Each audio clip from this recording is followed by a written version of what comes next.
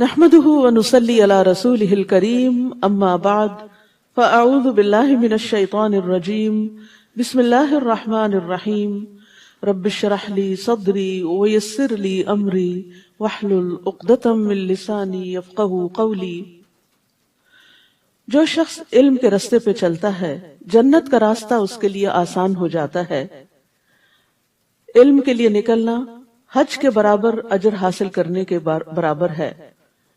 ابو امامہ بیان کرتے ہیں کہ نبی صلی اللہ علیہ وسلم نے فرمایا، جو شخص صبح کے وقت اس لیے مسجد کی طرف نکلا کہ بھلائی سیکھے یا سکھائے تو اس کے لیے اس حج ادا کرنے والے کی مثل اجر ہے جس نے اپنا حج مکمل کر لیا۔ یہ صحیح ترغیب و ترہیب کی روایت ہے، یعنی جو صبح کے وقت نکلے۔ آپ سب نکلتے ہیں صبح کے وقت، کہاں جاتے ہیں؟ مسجد جاتے ہیں۔ کیوں جاتے ہیں؟ بھلائی سیکھنے کے لیے یا سکھانے کے لیے۔ تو اس کا اجر و ثواب کوئی معمولی نہیں، اس کا اجر و ثواب حج کرنے والے کے برابر ہے جس نے اپنا حج مکمل کر لیا۔ تو آپ سوچئے کہ حج کا شوق کس کس کو نہیں، اور ہر شخص یہ چاہتا ہے کہ اس کا اجر بہت زیادہ ہو، لیکن سب لوگ حج کر نہیں پاتے۔ لیکن علم کی مجلسوں، خیر اور بھلائی سیکھنے کے لیے اگر کوئی انسان اپنا وقت نکالتا ہے، محنت اور کوشش کرتا ہے اور خیر کی مجالس کی طرف، مساجد کی طرف جاتا ہے، تو اس کا یہ اجر و ثواب ہے۔ اللہ سبحانہ وتعالی ہمارے لیے بھی ہر روز حج کے برابر ثواب لکھ لے۔ اس کے خزانوں میں کچھ بھی کمی نہیں ہے، وہ سب کچھ دے سکتا ہے۔ 8واں پارہ شروع کرتی ہوں اللہ کے نام سے جو بے انتہا مہربان، نہایت رحم فرمانے والا ہے۔ اور اگر ہم ان کی طرف فرشتے بھی نازل کر دیتے اور ان سے مردے بھی کلام کرتے اور ہر چیز کو ان کے سامنے لا اکٹھا کرتے، یعنی جن جن چیزوں کا مطالبہ کر رہے ہیں یہ کہ وہ ہمیں دکھائی جائیں، تو وہ بھی لے آئی جاتی، تو بھی یہ ایمان لانے والے نہ تھے مگر جس کے متعلق اللہ چاہتا۔ لیکن ان میں سے اکثر نادانی کی باتیں کرتے ہیں۔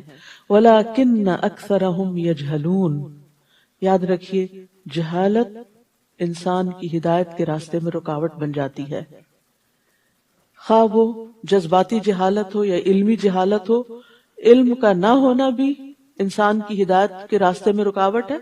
اسی طرح علم آنے کے بعد اپنی خواہشات کی پیروی بھی انسان کی ہدایت حاصل کرنے کے راستے میں رکاوٹ بن جاتی ہے۔ اہل مکہ کا، آپ کے مخالفین کا کچھ یہی حال تھا۔ اسی طرح ہم نے شیطان سیرت انسانوں اور جنوں کو ہر نبی کا دشمن بنایا جو دھوکہ دینے کی غرض سے کچھ خوش آئند باتیں ایک دوسرے کے کانوں میں پھونکتے رہتے ہیں۔ اگر تمہارا رب چاہتا تو وہ ایسا نہ کر سکتے، سو انہیں ان کے حال پہ چھوڑ دیجئے اور ان باتوں کو بھی جو وہ افترا کرتے ہیں۔ اللہ سبحانہ وتعالی رسول اللہ صلی اللہ علیہ وسلم کو تسلی دیتے ہوئے فرما رہے ہیں کہ جس طرح ہم نے آپ کے دشمن بنا دیے جو آپ کی دعوت کو ٹھکراتے ہیں اور آپ سے حسد کرتے ہیں، تو یہ ہماری سنت ہے۔ ہم ہر نبی کے جس کو ہم مخلوق کی طرف بھیجتے ہیں دشمن مقرر کر دیتے ہیں، اور پھر وہ انہیں ایک دوسرے کو غلط کاموں میں مدد دیتے ہیں اور ایک دوسرے کو چکنی چپڑی باتیں کر کے متاثر کرتے ہیں، اور ایسی طریقے سے بات کرتے ہیں کہ دوسرے لوگ ان سے دھوکہ کھا جائیں اور سیدھے سادے لوگ ان کے آگے سر جھکا دیں، کیونکہ وہ حقیقت کو جانتے نہیں بلکہ خوبصورت الفاظ اور ملمہ سازی ان کو اچھی لگتی ہے اور وہ باطل کو حق سمجھنے لگتے ہیں۔ اور یہاں پر خاص طور پر شیاطین انس و جن کی بات کی گئی۔ قتادہ اور مجاہد کہتے ہیں کہ جس طرح جنوں میں شیاطین ہیں اسی طرح انسانوں میں بھی شیاطین ہیں۔ مالک بن دینار کہتے ہیں، میرے اوپر انسانوں کے شیاطین جنوں کے شیاطین سے زیادہ سخت ہیں، اس وجہ سے کہ جب میں تعوذ پڑھتا ہوں تو جنوں کا شیطان مجھ سے دور ہو جاتا ہے، لیکن انسانوں کا شیطان میرے پاس آ کر مجھے علل اعلان نافرمانیوں کی طرف گھسیٹ کر لے جاتا ہے، یعنی خود بھی دین پر نہیں ہوتا اور مجھے بھی اپنے ساتھ گھسیٹ لیتا ہے۔ اور انسانوں کے شیطان جیسے ابو جہل تھا، تو ابو طالب کے پاس آخری وقت میں کس طرح پہنچ گیا اور پھر ان کو دین حق قبول نہ کرنے دیا۔ وَلِتَصْغَى إِلَيْهِ أَفْئِدَةُ الَّذِينَ لَا يُؤْمِنُونَ بِالْآخِرَةِ، اور وہ ایسے کام اس لیے بھی کرتے تھے کہ جو لوگ آخرت پر ایمان نہیں لاتے ان کے دل ادھر مائل ہوں۔ حقیقت یہ ہے کہ آخرت پر یقین کا کمزور ہونا انسان کے لیے گمراہی کا باعث بنتا ہے۔ جب انسان آخرت کو بھول جاتا ہے تو پھر دنیا کی اٹریکشنز اس کو اپنے اندر کھینچ لیتی ہیں، اور وہ دنیا کی باتوں اور دنیا کے لوگوں کی خوبصورت تعویلات جو انہوں نے دین کے بارے میں، آخرت کے بارے میں کر رکھی ہوتی ہیں، ان میں گھر جاتا ہے۔ تو جو لوگ آخرت پر ایمان نہیں لاتے ان کے دل ادھر مائل ہوں، نیز وہ اسے پسند کر لیں اور وہ برائیاں کرتے چلے جائیں جو اب کر رہے ہیں، کیونکہ انسان بہرحال اپنی خواہشات کے آگے کمزور پڑ جاتا ہے۔ ایک طرف دین ہوتا ہے، دلیل ہوتی ہے، اور دوسری طرف خواہش نفس ہوتی ہے، اور جب انسان کے اپنا اندر بھی کمزور ہو، ایمان اور یقین بھی کمزور ہو، اور پھر ساتھی اور مجلس اور کمپنی اور صحبت بھی ایسی ہو، تو پھر ہدایت کا رستہ مدھم ہوتا چلا جاتا ہے اور ہدایت پر چلنا مشکل ہوتا چلا جاتا ہے۔ پھر فرمایا، کیا میں اللہ کے سوا کسی اور کو منصف تلاش کروں، یعنی اس سے اپنے فیصلے کرواؤں کہ صحیح کیا اور غلط کیا ہے، حالانکہ اسی نے پوری تفصیل کے ساتھ تمہاری طرف کتاب نازل کی ہے۔ یعنی اللہ نے اپنا فرض پورا کر دیا، تمہاری ہدایت کے لیے ڈیٹیل میں سب کچھ اس کتاب میں بھیج دیا۔ اب تم چاہتے ہو کہ اس کتاب کے علاوہ کہیں اور سے ہدایت حاصل کی جائے؟ اور جن لوگوں کو ہم نے کتاب دی ہے وہ جانتے ہیں کہ یہ کتاب آپ کے پروردگار کی طرف سے، آپ کے رب کی طرف سے حق کے ساتھ نازل ہوئی ہے، لہٰذا آپ شک کرنے والوں میں شامل نہ ہوں، یعنی لوگوں کے جھوٹے پروپیگنڈے کا شکار نہ ہوں۔ ہدایت اسی کتاب کے ذریعے ملے گی، اور رب ہی یہ اتھارٹی رکھتا ہے کہ وہ حق اور باطل کے درمیان فیصلہ کر سکے، اور آپ کے رب کی بات سچائی اور انصاف کے اعتبار سے کامل ہے، اس کے فرامین کو کوئی تبدیل کرنے والا نہیں، اور سب کچھ سننے اور جاننے والا ہے۔ اے محمد صلی اللہ علیہ وسلم، اگر آپ زمین میں بسنے والے لوگوں کی اکثریت کے کہنے پر چلیں گے تو وہ آپ کو اللہ کی راہ سے بہکا دیں گے۔ یعنی اگر آپ حق اس بات میں دیکھیں کہ میجورٹی کا ٹرینڈ کیا ہے، میجورٹی کس رستے کی طرف چلی جا رہی ہے، تو یہ کوئی دلیل نہیں ہے، یہ کوئی حجت نہیں ہے، کیونکہ لوگوں کی اکثریت اپنی خواہشات کی پیروی کرتی ہے، قیاس آرائیوں اور گمان سے کام لیتی ہے، ان کے پاس کسی رستے، کسی ٹرینڈ کو فالو کرنے کے لیے کوئی دلیل نہیں ہوتی سوائے اپنی خواہشات کے۔ فرمایا، اگر آپ زمین میں بسنے والوں کی اکثریت کے کہنے پر چلیں گے تو وہ آپ کو اللہ کی راہ سے بہکا دیں گے، کیونکہ وہ خود بہکے ہوئے ہیں، وہ تو محض زن کے پیچھے لگے ہوئے ہیں، یعنی ان کے پاس چند خیالات اور خوبصورت باتوں کے سوا کچھ نہیں، اور وہ صرف قیاس آرائیاں کرتے ہیں۔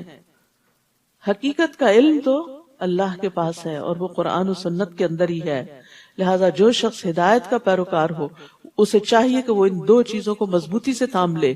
بلا شبہ تمہارا رب خوب جانتا ہے کہ کون اس کی راہ سے بھٹکا ہوا ہے، اور وہ ہدایت پانے والوں کو بھی خوب جانتا ہے۔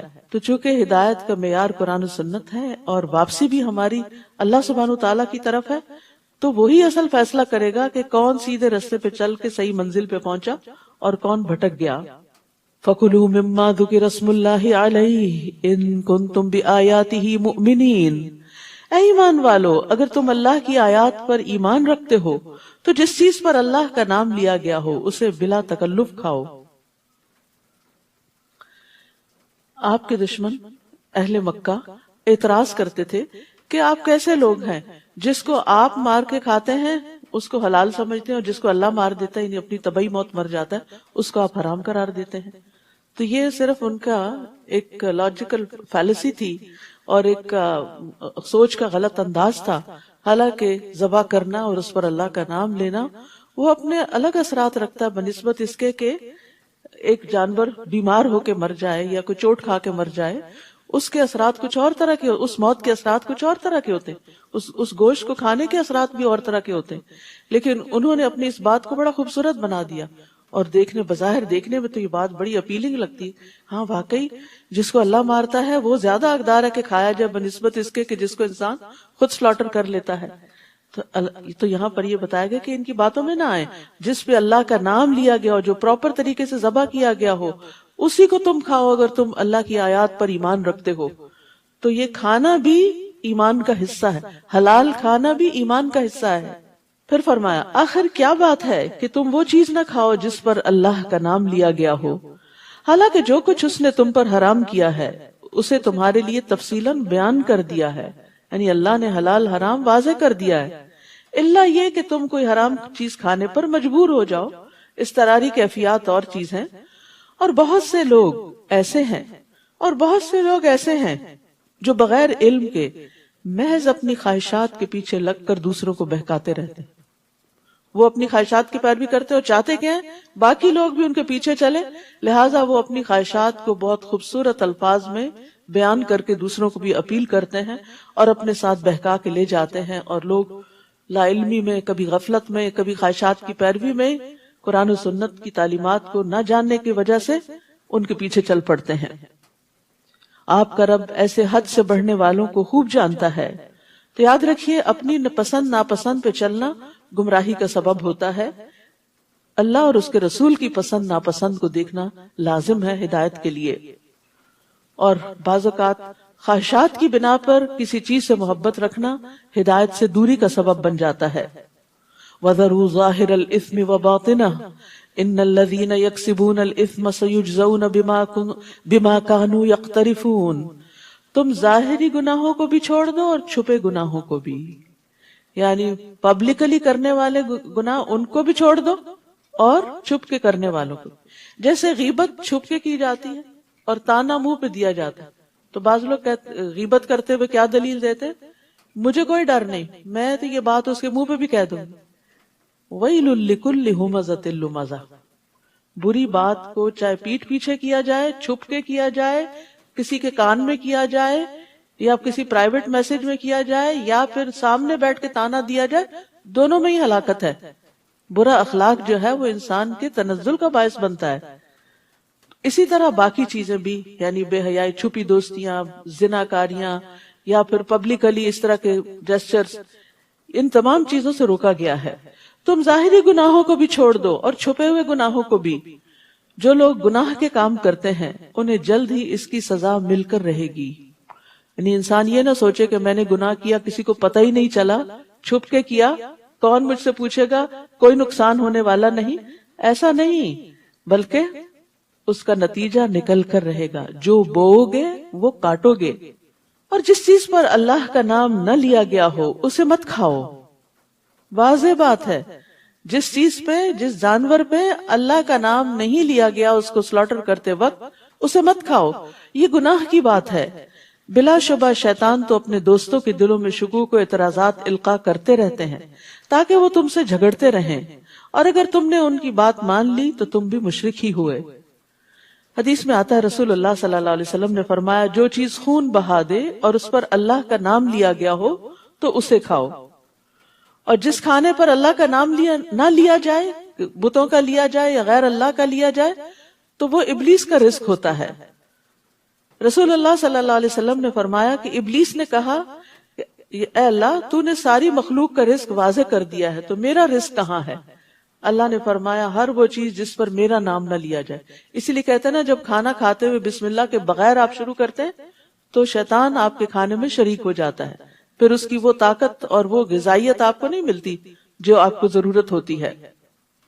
أَوَمَنْ كَانَ مَيْتًا فَأَحْيَيْنَاهُ وَجَعَلْنَا لَهُ نُورًا يَمْشِي بِهِ فِي النَّاسِ، بھلا وہ شخص جو مردہ تھا، لا علم تھا، جاہل تھا، نہ اپنے رب کو پہچانتا تھا، نہ اپنے رسول کو، نہ اپنے دین کو، نہ اپنی آخرت کو، پھر ہم نے اسے زندہ کیا، اسے ایمان دیا، اسے علم دیا، اسے شعور بخشا، اسے دین کی سمجھ بخشی، اس کو روشنی عطا کی، جس کی مدد سے وہ لوگوں میں زندگی بسر کر رہا ہے۔ وہ رہتا لوگوں کے بیچ میں ہی ہے، اٹھتا بیٹھتا کام کاج کرتا، لیکن اس کی سوچ بالکل مختلف، اس کا طریقہ مختلف ہوتا ہے۔ تو مسلمان اپنے باطن اور اپنے ظاہر دونوں سے ہی پہچانا جاتا ہے، یعنی انسان ایمان اس کو روشنی ایمان اس کے قلب کو، دل کو روشنی بخشتا ہے، اور پھر اس کا عمل صالح اس کے ظاہر کو روشنی بخشتا ہے۔ ایسا شخص اس شخص کی طرح کیسے ہو سکتا ہے جو تاریکیوں میں پڑا ہوا ہو، یعنی کفر کے اندھیرے، جہالت کے اندھیرے، لاشعوری کے اندھیرے، ناسمجھی کے اندھیرے، اور اس کے نکلنے کی کوئی صورت نہ ہو، کہیں سے بھی ہدایت کا کوئی راستہ نہ ملتا ہو۔ کافر جو کچھ کر رہے ہیں ان کے اعمال اسی طرح خوشنما بنا دیے گئے ہیں، یعنی جو اللہ کو نہیں مانتے، آخرت کو نہیں مانتے اور ایمان کے بغیر جو کچھ کر رہے ہیں اس پر وہ بڑا فخر کرتے ہیں کہ وہ بہت ترقی کر رہے ہیں، لیکن اصل بات یہ ہے کہ انسان کی کامیابی دنیا کی ترقی کے ساتھ اسی وقت ہے جب وہ اپنے دینے والے کو پہچانتا ہے اور جس کے پاس واپس جانا ہے اس کو راضی کرتا ہے۔ اسی طرح ہم نے ہر بستی میں اس کے بڑے بڑے مجرموں کو لگا دیا ہے کہ وہ اس بستی میں مکر و فریب کرتے رہیں، پھر وہ خود ہی اس مکر و فریب میں پھنس جاتے ہیں مگر یہ بات سمجھنے کی کوشش ہی نہیں کرتے، اور جب ان کے پاس کوئی نشانی آتی ہے تو کہتے ہیں ہم تو اس وقت تک نہ مانیں گے جب تک ہمیں بھی وہی کچھ نہ دیا جائے، یعنی نبوت جو اللہ کے رسولوں کو دیا گیا۔ اللہ ہی بہتر جانتا ہے کہ اپنی رسالت کا کام کس سے لے۔ جلد ہی ان مجرموں کو اپنی مکاریوں کی پاداش میں اللہ کے ہاں ذلت اور سخت عذاب سے دوچار ہونا پڑے گا۔ فَمَن يُرِدِ اللَّهُ أَن يَهْدِيَهُ يَشْرَحْ صَدْرَهُ لِلْإِسْلَامِ، جس شخص کو اللہ ہدایت دینا چاہتا ہے اس کا سینہ اسلام کے لیے کھول دیتا ہے۔ ہدایت دو طرح کی ہوتی ہے، ایک ہوتی ہے ہدایت ارشاد جو تعلیم کی شکل میں، جو کائنات کی نشانیوں کی شکل میں ہے، یہ سب انسانوں کے لیے برابر ہے، لیکن بہت سے لوگ اس ہدایت کو دیکھنے کے باوجود، پڑھنے کے باوجود، سننے کے باوجود، جاننے کے باوجود بھی اس پر عمل نہیں کرتے کیونکہ انہیں توفیق نہیں ہوتی۔ تو جس کو یہ توفیق مل جاتی ہے وہ توفیق دراصل کیا کرتی ہے، اس کے سینے میں وسعت پیدا کر دیتی۔ یہ وسعت کیا ہے کہ انسان اللہ کی بات سنتا ہے اور اس کا دل کھلا ہوتا ہے، وہ خوشی سے سنتا ہے، خوشی سے قبول کرتا ہے، اس پر غور و فکر کرتا ہے اور پھر اس کے مطابق عمل بھی کرتا ہے۔ تو یہ اللہ کی توفیق سے ہوتا ہے۔ تو جس کے ساتھ اللہ بھلائی کا ارادہ کر لیتا ہے اس کو دین کی سمجھ دے دیتا ہے۔ فَمَن يُرِدِ اللَّهُ أَن يَهْدِيَهُ يَشْرَحْ صَدْرَهُ لِلْإِسْلَامِ وَمَن يُرِدْ أَن يُضِلَّهُ يَجْعَلْ صَدْرَهُ ضَيِّقًا حَرَجًا، اور جسے گمراہ کرنا چاہتا ہے اس کے سینے میں اتنی گھٹن پیدا کر دیتا ہے جیسے وہ بڑی دقت سے بلندی کی طرف چڑھ رہا ہو۔ جب انسان بلندی کی طرف اوپر کو جاتا ہے تو آکسیجن نہیں ہوتی تو سانس گھٹنے لگتا ہے۔ تو اس لیے قرآن کا معجزہ ہے کہ 1400 سال پہلے ایسی بات بتا دی گئی کہ اوپر جانے سے سینہ گھٹے گا، سانس نہیں آئے گا۔ دوسرا معنی یہ بھی کیا گیا ہے کہ جیسے ایسا انسان جیسے کوئی تیرنے کی کوشش کر رہا ہو لیکن تیر نہ پائے، سوری تیرنے نہیں، تیر اردو عربی میں اڑنے کو کہتے، جیسے کوئی اڑنے کی کوشش کر رہا ہے، اڑ کے بھی انسان اوپر جاتا ہے، جیسے کوئی اڑنے کی کوشش کر رہا ہو تو اڑنا انسان کے لیے بڑا مشکل کام ہے۔ انسان کے بازو کاموں کے لیے تو ہیں مگر پرندوں کی طرح اڑنے کے لیے نہیں ہے، تو یہ بھی ایک مشکل کام ہے۔ یعنی ایسے شخص کے لیے پھر ہدایت کی طرف آنا، اس پہ چلنا اتنا مشکل ہوتا ہے جیسے چلنے کی بجائے اڑنا مشکل ہوتا ہے، یا اوپر کو چڑھنا مشکل ہوتا ہے، یا ماؤنٹین کلائمبنگ مشکل ہوتی ہے۔ یعنی اس کو دین کی بات اچھی نہیں لگتی، اس کو اختیار کرنا، اس پہ عمل کرنا بڑا ہی مشکل لگتا ہے۔ دین کی طرف آنا، نماز کی طرف آنا، دین کی مجلسوں کی طرف آنا، دیندار لوگوں کے پاس بیٹھنا، خیر اور بھلائی کی بات سننا، اس کے لیے بڑا ہی بوجھل ہوتا ہے، اس سے اس کا دل گھٹتا ہے، وہ اس کی طرف نہیں آنا چاہتا۔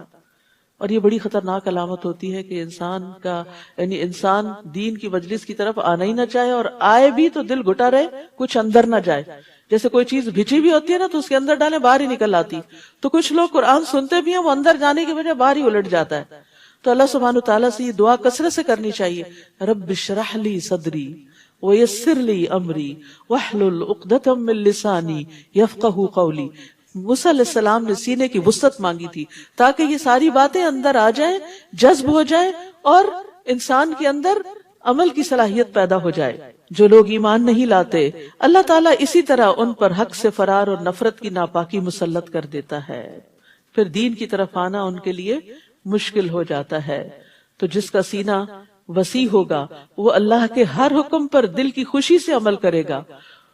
نماز اس کے لیے آنکھوں کی ٹھنڈک ہوگی، نہ کہ منافقوں کے لیے بہت بڑی مصیبت، اور وہ اسلام کے ہر حکم کے لیے اپنا سینہ وسیع پائے گا، یعنی ویلکمنگ، خوش، اور ہر چیز کو اس کو اپنی جگہ سینس بناتی ہوئی نظر آتی ہے۔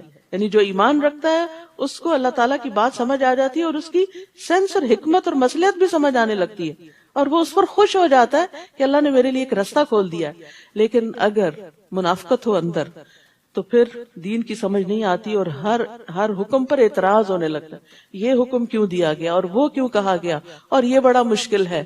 نہیں، ایمان والوں کے لیے اللہ کا کوئی بھی حکم مشکل نہیں ہوا کرتا. وَيُسَلِّمُ تَسْلِيمًا، وہ پوری طرح مان جاتے ہیں، تسلیم کر لیتے ہیں، سر تسلیم خم کر دیتے ہیں. وَهَذَا صِرَاطُ رَبِّكَ مُسْتَقِيمًا قَدْ فَصَّلْنَا الْآيَاتِ لِقَوْمٍ يَذَّكَّرُونَ، اور یہ اسلام ہی آپ کے رب کی سیدھی راہ ہے، اور یہ اسلام ہی آپ کے رب کی سیدھی راہ ہے. بے شک ہم نے نصیحت قبول کرنے والوں کے لیے آیات کو کھول کھول کر بیان کر دیا ہے. ہم سب مانگتے ہیں نا اہدنا الصراط المستقیم، کہ ہمیں سیدھا راستہ دکھا. تو ھذا صراط ربک مستقیما، اسلام سیدھا راستہ ہے، حق کا راستہ ہی، اور وہ ایک ہی راستہ ہے. عبداللہ بن مسعود کہتے ہیں کہ ایک مرتبہ رسول اللہ صلی اللہ علیہ وسلم نے ہمارے سامنے ایک لکیر کھینچی اور فرمایا کہ یہ اللہ کا راستہ ہے.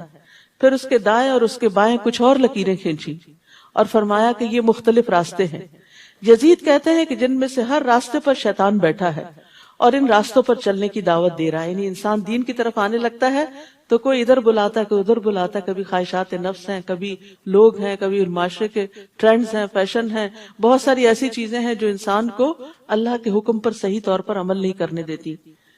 تو انسان جس شخص کو اپنے رب کی رضا مطلوب ہوتی ہے وہ ادھر ادھر ڈائیورٹ نہیں ہوتا، وہ اسٹریٹ جاتا ہے کہ مجھے اسی رستے پر رہنا ہے، چاہے میرے دوست کسی اور طرف چلے گئے، میرے رشتہ دار کسی اور طرف چلے گئے، نہیں، مجھے ان کے پیچھے نہیں جانا، مجھے قرآن و سنت کے بتائے ہوئے رستے پر ہی چلنا ہے.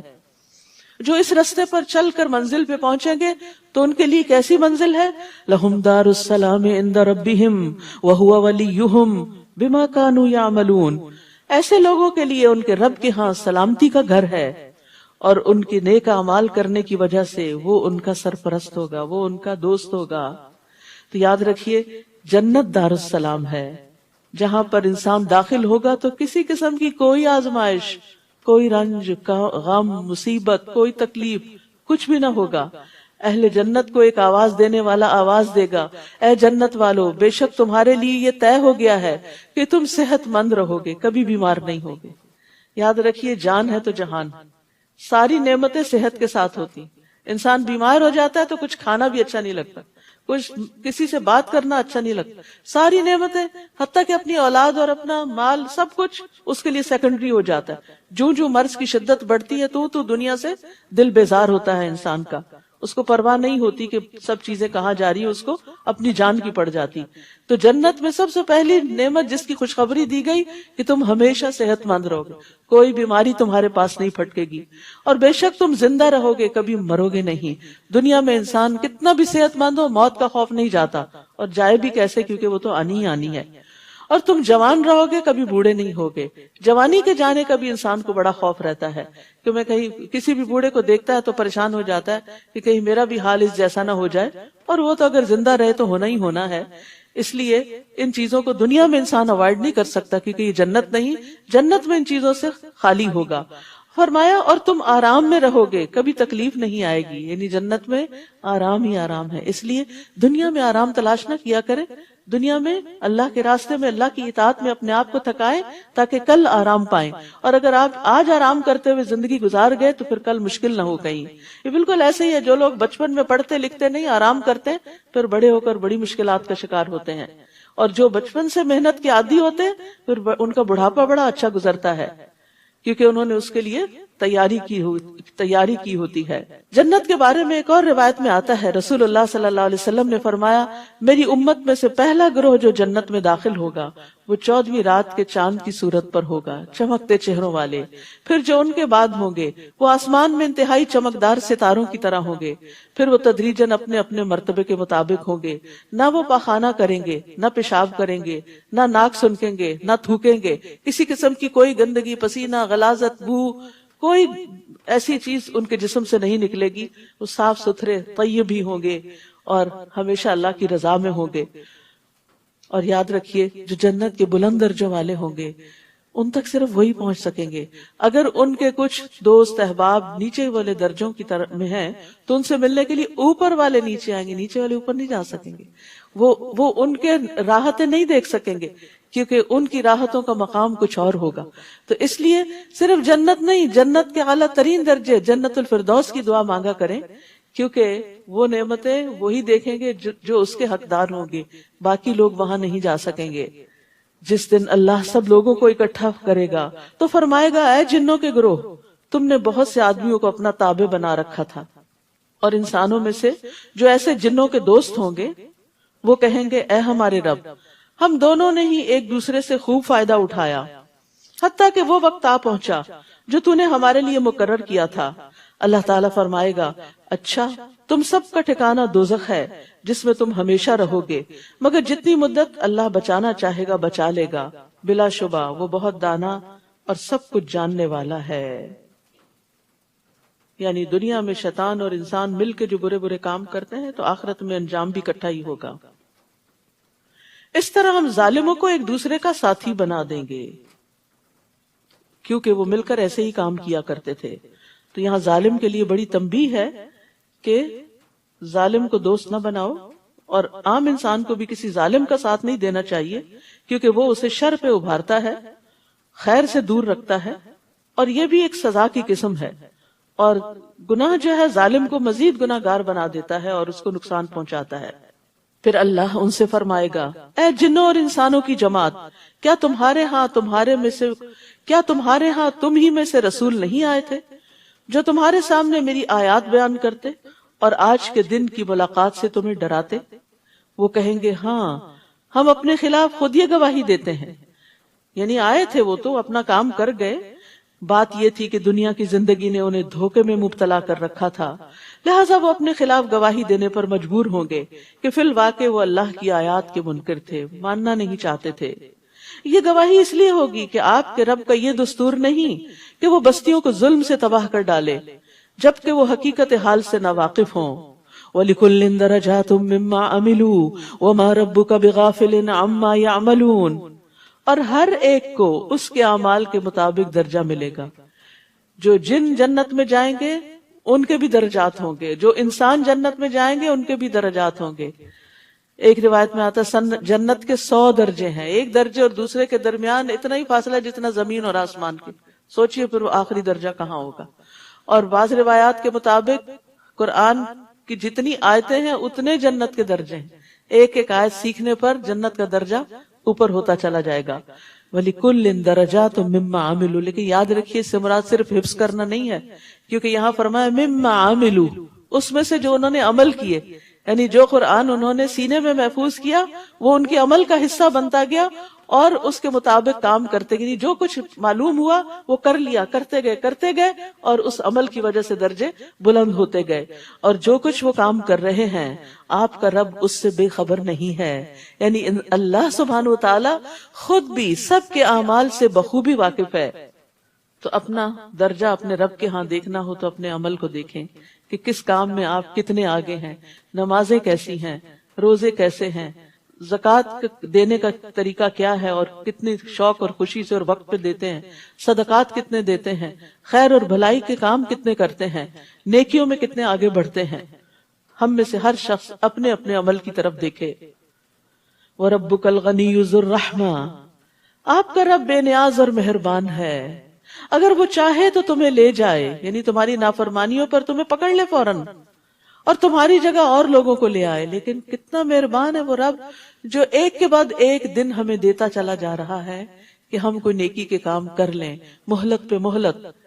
اور جس کی عمر 60 سال ہو جائے پھر اس کے پاس تو کوئی عذر بہانہ رہتا ہی نہیں. اللہ نے اس کو جینے کے لیے بہت سارے دن دے دیے اور بعد میں تو انسان بونس پہ ہی جیتا ہے. فرمایا اگر وہ چاہے تو تمہیں لے جائے اور تمہاری جگہ اور لوگوں کو لے آئے جیسے تمہیں اور لوگوں کی نسل سے پیدا کیا. جس چیز کا تم سے وعدہ کیا جا رہا ہے یعنی قیامت, وہ یقیناً آنے والی ہے اور تم اللہ کو عاجز نہیں کر سکتے, یعنی کہیں بھاگ کے چھپ نہیں سکتے. سب پکڑے جاؤ گے, سب سامنے لائے جاؤ گے, سب کا حساب ہوگا. آپ ان سے کہیے اے میری قوم تم اپنی جگہ عمل کرتے جاؤ اور میں اپنی جگہ عمل کر رہا ہوں, پھر جلد ہی تمہیں معلوم ہو جائے گا کہ انجام کار کس کے حق میں بہتر رہتا ہے، اور یہ تو یقینی بات ہے کہ ظالم کامیاب نہیں ہو سکتے۔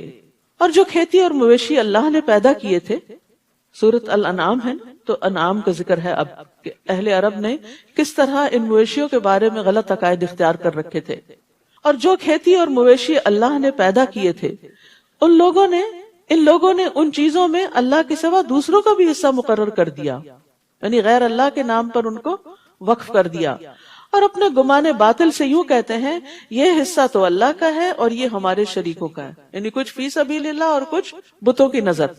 اب جو حصہ ان کے شریکوں کا ہوتا یعنی بتوں کا ہوتا وہ اللہ کے حصے میں شامل نہ ہو سکتا تھا، کیونکہ وہ ان کے اپنے درمیان تقسیم ہوتا تھا اور اللہ کے نام پر غریبوں میں تقسیم ہوتا۔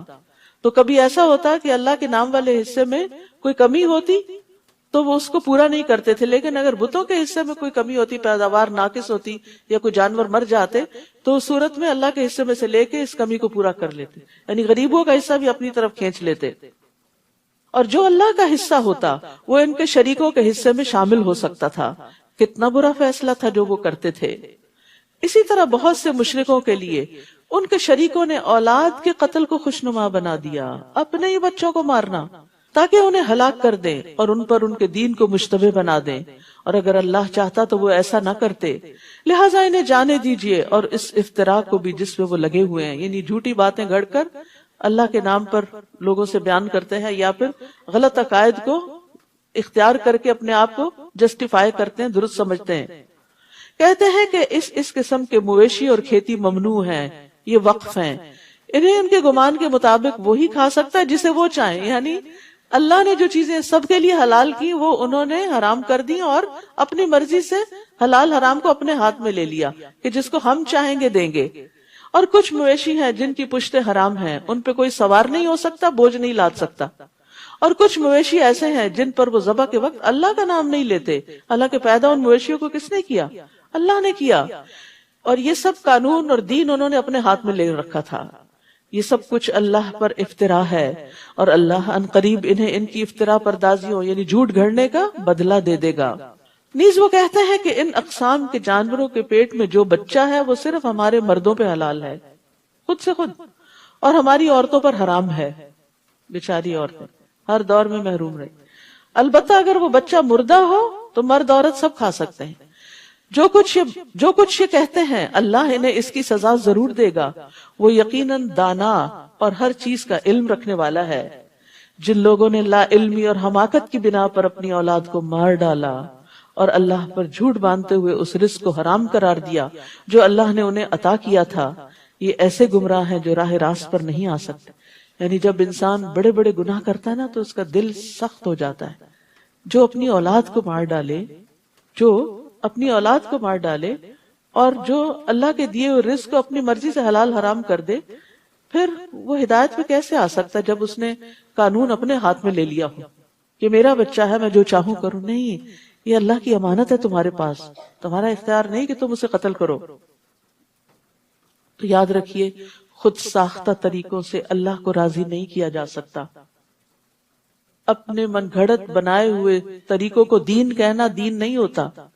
یعنی بعض لوگ جیسے بدعات کرتے ہیں، بدعت کیا ہوتی ہے کہ جو چیز نہ قرآن میں ہے، نہ سنت میں ہے، نہ سیرت میں، نہ نبی صلی اللہ علیہ وسلم یا صحابہ نے کبھی وہ کام کیا ہی نہیں، بعد کی جنریشنز میں خود بخود انہوں نے اس چیز کو اپنے لیے دین کا حصہ بنا لیا، تو ایسی چیزوں سے اللہ کو راضی نہیں کر سکتی، تو اللہ نے مطالبہ ہی نہیں کیا اس کام کے کرنے کا۔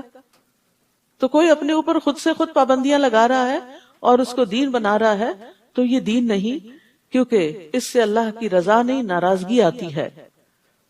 وہ بظاہر یوں لگتا ہے کہ وہ اپنے آپ کو تھکاتے ہیں کہ شاید ہم اللہ کو خوش کر رہے ہیں، حالانکہ اس کے برعکس اس محنت سے اللہ کا غضب حاصل کرتے ہیں۔ تو یاد رکھیے کسی بھی چیز کو جب آپ دین، ثواب، عبادت سمجھ کے کریں تو پہلے یہ دیکھ لیں کہ کیا اس کو اللہ سبحانہ تعالیٰ نے یا اس کے رسول صلی اللہ علیہ وسلم نے اوتھینٹیکیٹ کیا ہے، اس کو عبادت کہا بھی ہے یا خود سے خود بنا لیا۔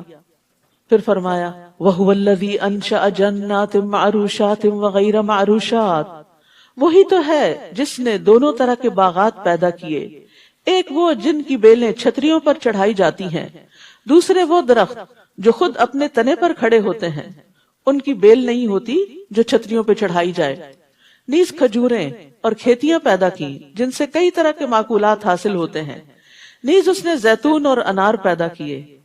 ان دو پھلوں کا خاص طور پر ذکر ہے قرآن میں، بہت ہی نیوٹریشس ہیں، فائدہ مند ہیں، جن کے پھل اور مزہ ملتے جلتے بھی ہوتے ہیں اور مختلف بھی۔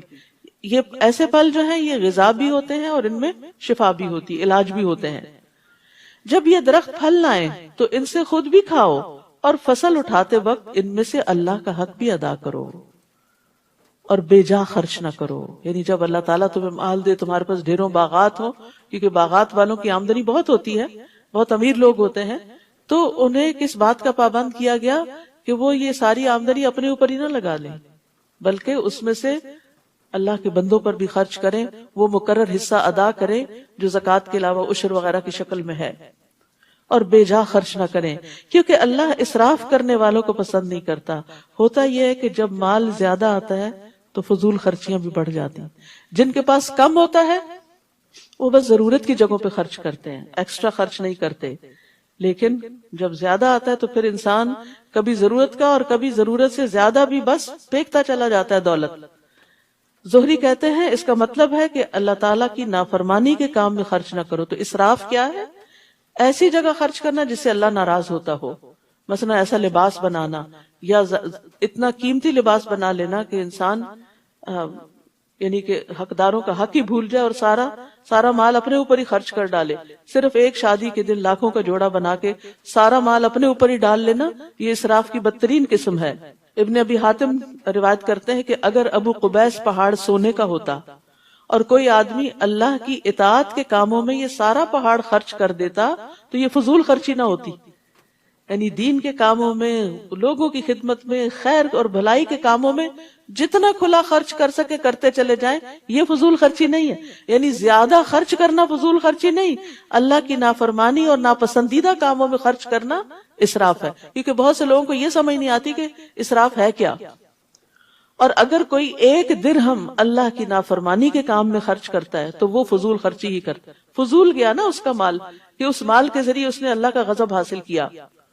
پھر اسی طرح کھانے پینے میں اسراف جو ہے یہ عقل اور بدن کے لیے نقصان دہ ہے، کہ یہ بھی کھا لے، یہ بھی کھا لے، وہ بھی کھا لے۔ اور اب آپ دیکھیں کہ جب بہت سی چیزیں ایک بزنس بن گئی ہیں تو انسان بعض اوقات جا کے ٹیمپٹ ہو جاتا ہے، اتنا کچھ خرید لیتا ہے جو اس نے نہ کھانا نہ پینا نہ استعمال کرنا، اور پھر سب واپس کیا ہوتا ہے؟ چائے کی یہ قسم بھی بڑی اچھی، یہ بھی لے لیتے، وہ بھی لے لیتے، یہ فلاں چیز یہ جوس بہت اچھا، یہ فلاں۔ پھر کھانے والے تو آپ ایک دو ہی ہوتے ہیں نا گھروں میں، کوئی بڑے فیملی سب رہی نہیں، تو پھر کیا ہوتا ہے؟ آپ سب کو پتا نہیں کیا ہوتا ہے؟ ایکسپائرڈ، وہ بن میں جا رہا ہے، وہ بن میں جا رہا ہے، وہ نالی میں جا رہا ہے، یہ سب فضول خرچی ہے۔ پہلے آپ دیکھیں کہ آپ کی ضرورت کیا ہے اور کیا آپ اسے استعمال بھی کر سکیں گے تو ضرور لیں، فائدے کی چیزیں کھاؤ پیو، لیکن اگر استعمال نہیں کرنا اور پھر بن میں پھینکنا تو اس پہ پوچھو گی۔ اللہ تعالیٰ فرماتے ہیں کلوا واشربوا ولا تسرفوا انہ لا يحب المسرفین، کھاؤ پیو اور حد سے نہ گزرو، بے شک وہ حد سے گزرنے والوں سے محبت نہیں کرتا۔ حد سے گزرنے والے کون ہیں؟ جو فخر اور مباحات اور دکھاوے کے لیے کرتے ہیں، جو اپنی دھاک جماتے ہیں قیمتی چیزیں خرید کر، حیثیت نہیں پھر بھی مانگے تانگے یا مشکل سے پیسے جمع کر کے ایسے بیگز خریدنا جو ہزاروں میں ہوں، حالانکہ ایک معمولی اچھے کوالٹی کا بیگ جو ہے اس میں بھی انسان کی ضرورت پوری ہو سکتی، لیکن چونکہ وہ سٹیٹس سمبل ہے اس لیے اس پہ خرچ کرنا اور کسی غریب مسکین کے ایک وقت کے کھانے کے لیے صدقہ دینے کو تیار نہ ہونا، یہ پھر اسراف میں آ جاتا ہے۔ ثمانیت ازواج، کل 8 جوڑے ہیں۔ عربی میں ازواج کا لفظ زوج کی جمع ہے، کپل کے لیے بھی استعمال ہوتا ہے اور کپل میں سے ہر ایک کے لیے الگ بھی استعمال ہوتا ہے۔ تو 8 جوڑے سے مراد 16 ٹوٹل نہیں ہے، 8 ہی ہیں، تو زوج الگ الگ اسپاؤس کے لیے بھی استعمال ہوتا ہے۔ بھیڑ کے 2، بکری کے 2، یعنی نر اور مادہ۔ آپ ان سے پوچھئے کیا اللہ نے دونوں نر حرام کیے ہیں یا دونوں مادائیں یا وہ بچے جو ان کے پیٹ میں ہوتے ہیں؟ اگر تم سچے ہو تو مجھے علم کی کوئی بات بتاؤ، کوئی دلیل دو۔ نیز اونٹ کی جنس سے 2 اور گائے کے 2 جوڑے ہیں۔ آپ ان سے پوچھئے کیا اللہ نے ان دونوں نر کو حرام کیا یا دونوں مادہ کو، یا ان بچوں کو جو ان ماداؤں کے پیٹ میں ہوتے ہیں؟ جب اللہ نے ایسا تاکیدی حکم دیا تھا تو کیا تم اس وقت موجود تھے؟ پھر اس شخص سے بڑھ کر ظالم اور کون ہے جو اللہ پر جھوٹ باندھے تاکہ لوگوں کو علم کے بغیر گمراہ کرتا پھرے۔ یہ بہت بڑے ظلم کی بات ہے، بہت بڑا جرم ہے کہ علم کے بغیر کسی کو کچھ بتانا۔ اگر کوئی آپ سے مسئلہ پوچھتا ہے، سوال پوچھتا ہے، جی آپ کورس کر رہی ہیں، آپ دورہ قرآن میں جاتی ہیں، تو مجھے اس مسئلے کا جواب دے، تو آپ اگر پتا ہے تو جتنا پتا ہے اتنا بتا دیں، نہیں پتا تو معلوم کریں، ریسرچ کریں، جانیں، اہل علم سے پوچھیں اور پھر بتائیں، کیونکہ بغیر علم کے لوگوں کو فتوے دینا بہت بڑا جرم ہے، اس سے لوگ گمراہ ہوتے ہیں۔ اللہ یقیناً ایسے ظالموں کو سیدھی راہ نہیں دکھاتا۔ آپ ان سے کہہ دیجئے کہ جو وحی میری طرف آئی ہے اس میں تو کوئی ایسی چیز نہیں پاتا جو کھانے والے پر حرام کی گئی ہو، یعنی جن کو تم لوگوں نے حرام کیا، یہ اس کی طرف اشارہ ہے، الا یہ کہ وہ مردار ہو یا بہایا ہوا خون ہو یا خنزیر کا گوشت ہو کیونکہ وہ ناپاک ہے، یا فسق ہو کہ وہ چیز اللہ کے سوا کسی اور کے نام سے مشہور کر دی گئی ہو، یعنی غیر اللہ کے نام پر قربان کی گئی ہو۔ ہاں، جو شخص لاچار ہو جائے اس حال میں کہ نہ تو وہ اللہ کے قانون کا باغی ہو اور نہ ضرورت سے زیادہ کھانے والا ہو، تو اسے معاف ہے، کیونکہ آپ کا رب بخش دینے والا اور رحم کرنے والا ہے۔ اصل میں یہاں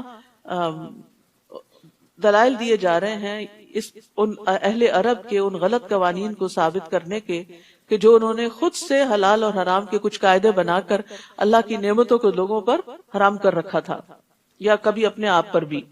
اور جن لوگوں نے یہودیت اختیار کی ان پر ہم نے ہر ناخن والا جانور حرام کیا تھا، نیز ان پر گائے اور بکری کی چربی بھی حرام تھی، الا یہ کہ وہ پشت، آنتوں اور ہڈیوں سے چمٹی ہوئی ہو۔ ہم نے یہ چیزیں ان کی سرکشی کی سزا کے طور پر ان پہ حرام کی تھی، اصلاً حرام نہیں تھی، دین ابراہیمی میں حرام نہیں تھی، اور جو کچھ ہم کہہ رہے ہیں بالکل سچ کہہ رہے ہیں۔ اب یہاں مسلسل حلال حرام کی بات ہو رہی ہے کیونکہ یہ دین کا حصہ ہے۔ ہمارا دین ایک مکمل دین ہے جو کھانے پینے کے معاملات میں بھی ہمیں رہنمائی دیتا ہے کہ انسان کے لیے کیا کھانا فائدہ مند ہے اور کیا کھانا نقصان دہ ہے۔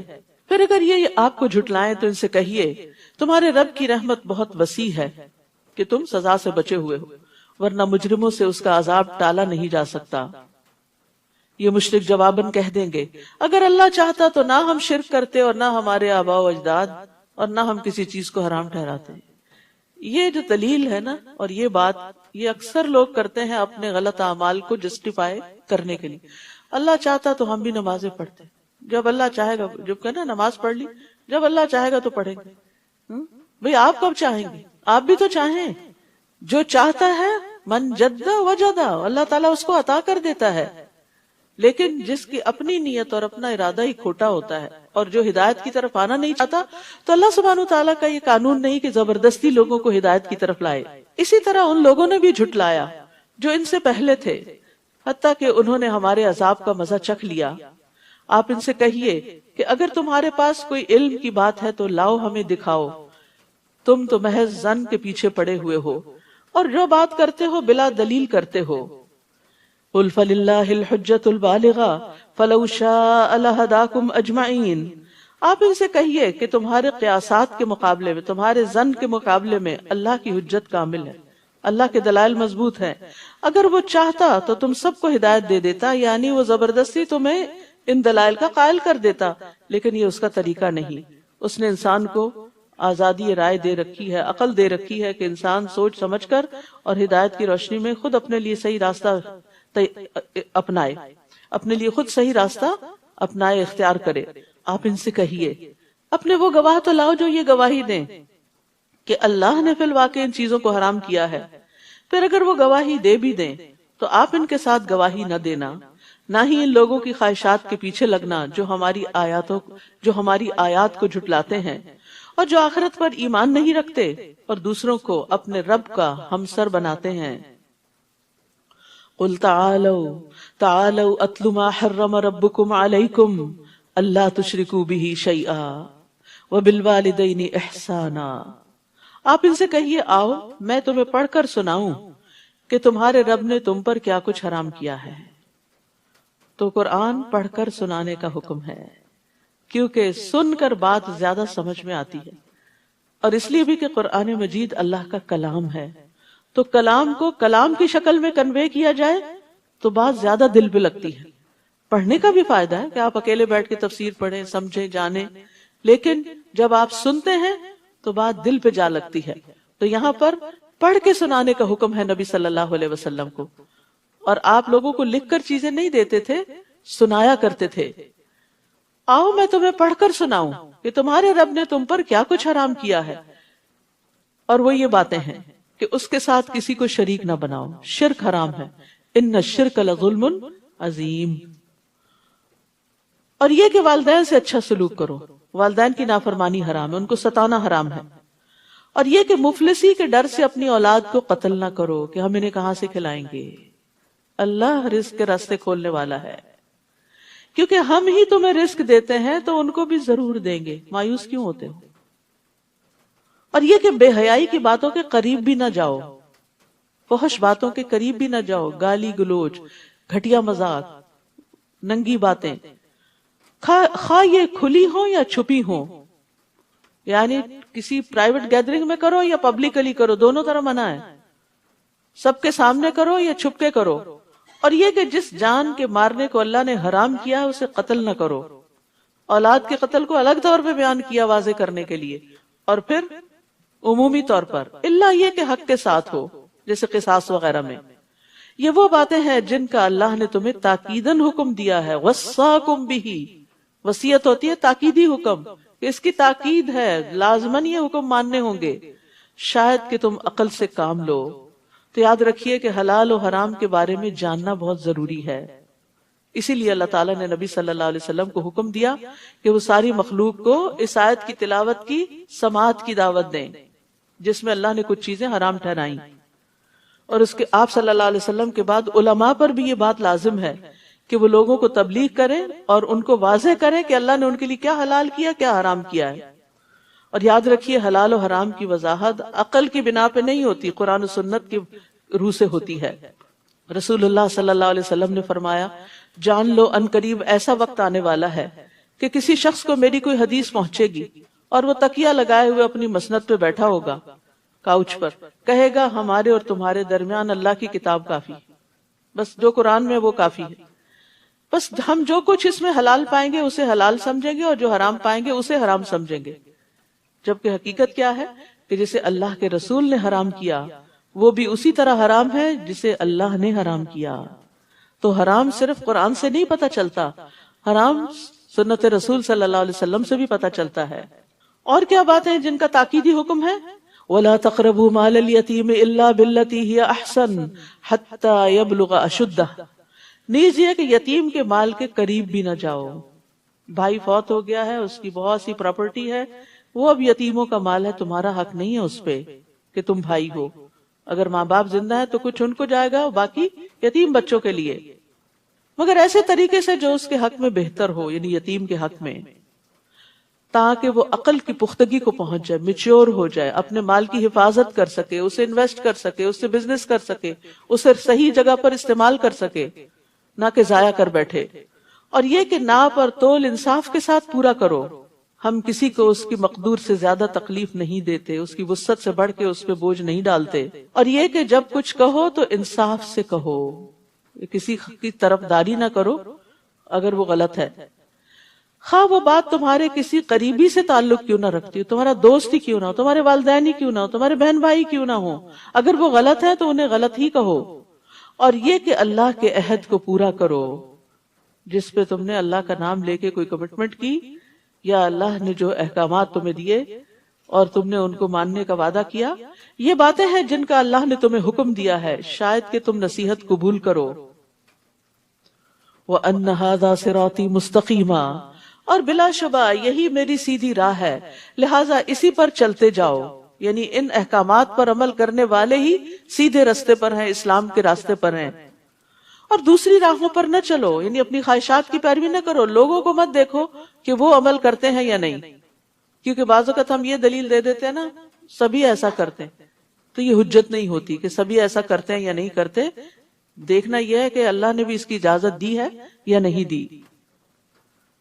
اور دوسری راہوں پر نہ چلو ورنہ وہ تمہیں اللہ کی راہ سے ہٹا کر جدا جدا کر دیں گی، تفرقہ بھی ہو جائے گا اور تم صراط مستقیم سے دور نکل جاؤ گے۔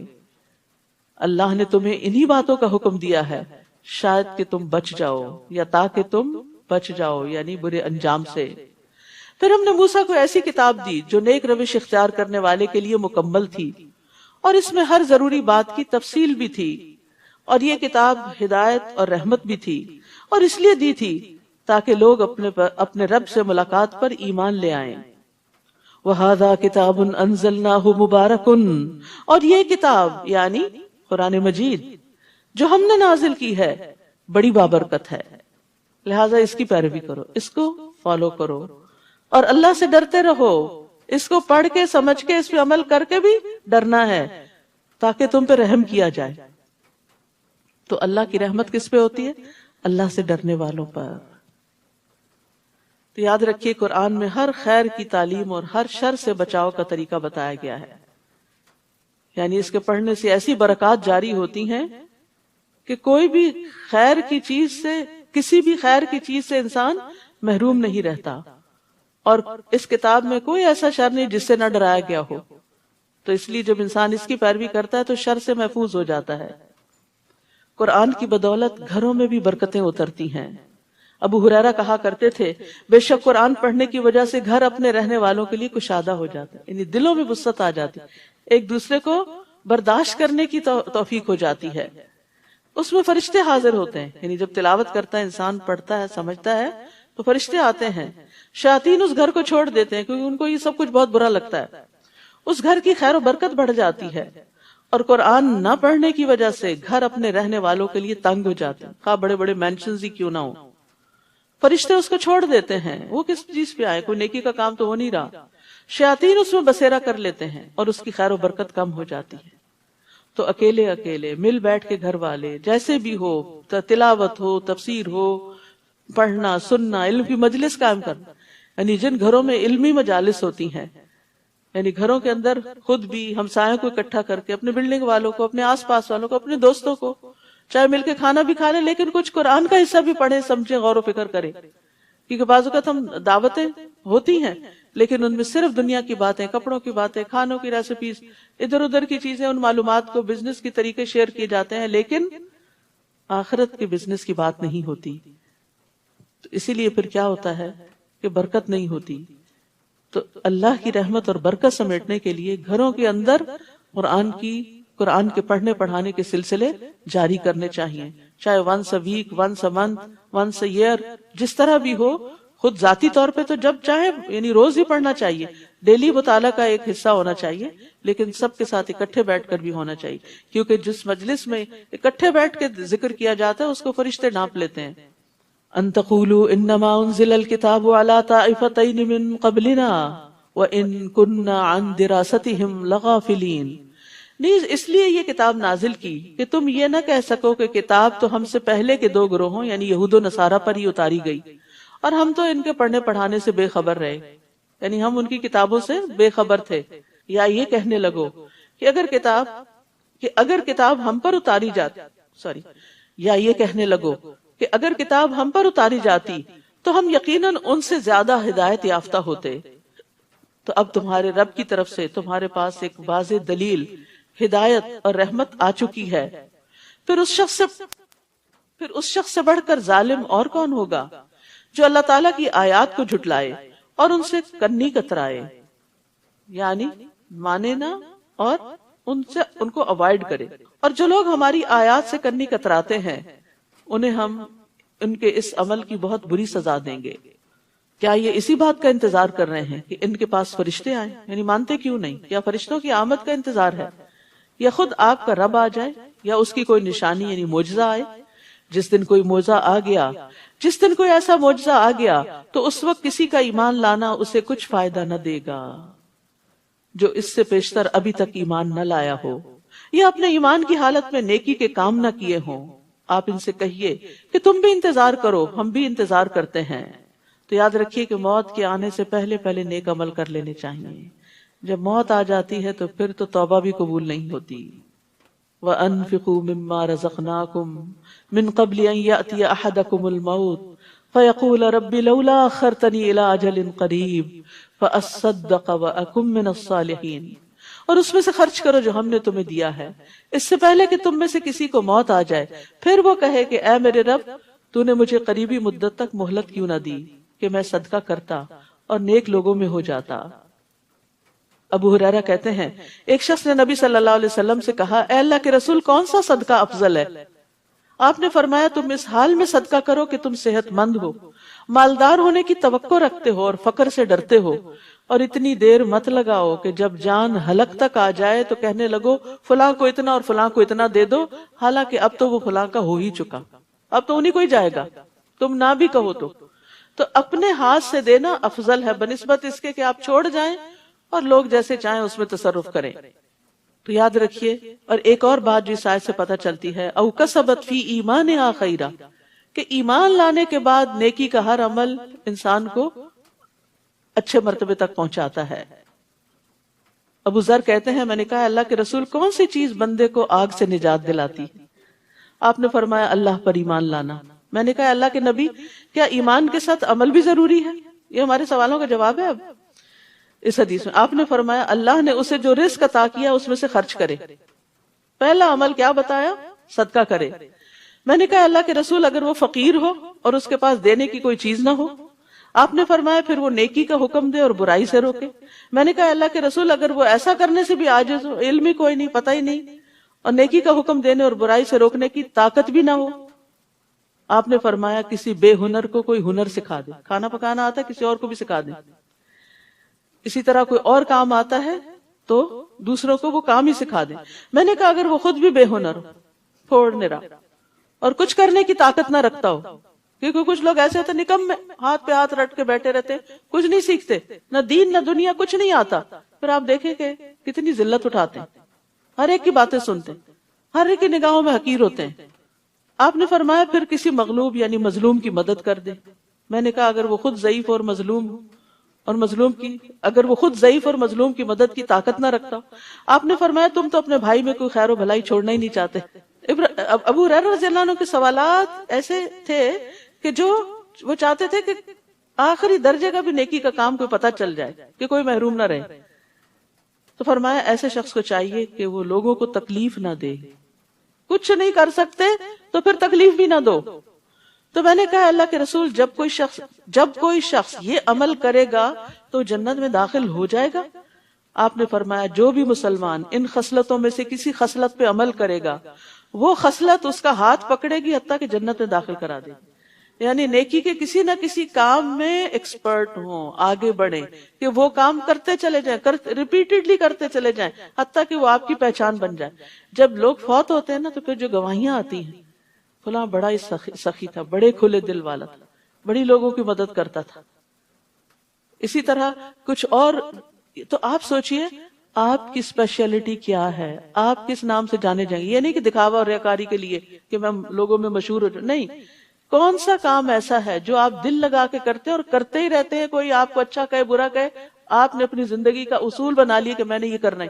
کیونکہ ہوتا پتہ کیا ہے، ہمارے اندر بہت سا ٹیلنٹ بھی ہوتا ہے، بہت ذہانت ہوتی ہے، ہمیں کام بھی آتا ہوتا ہے، ہم کرنے لگتے ہیں، ایک چھوٹی سی بات کسی کی ہمیں اوفینڈ کر دیتی ہے، ہم سب کچھ چھوڑ کے بیٹھ جاتے ہیں۔ ایسے لوگ کہیں کے بھی نہیں رہتے۔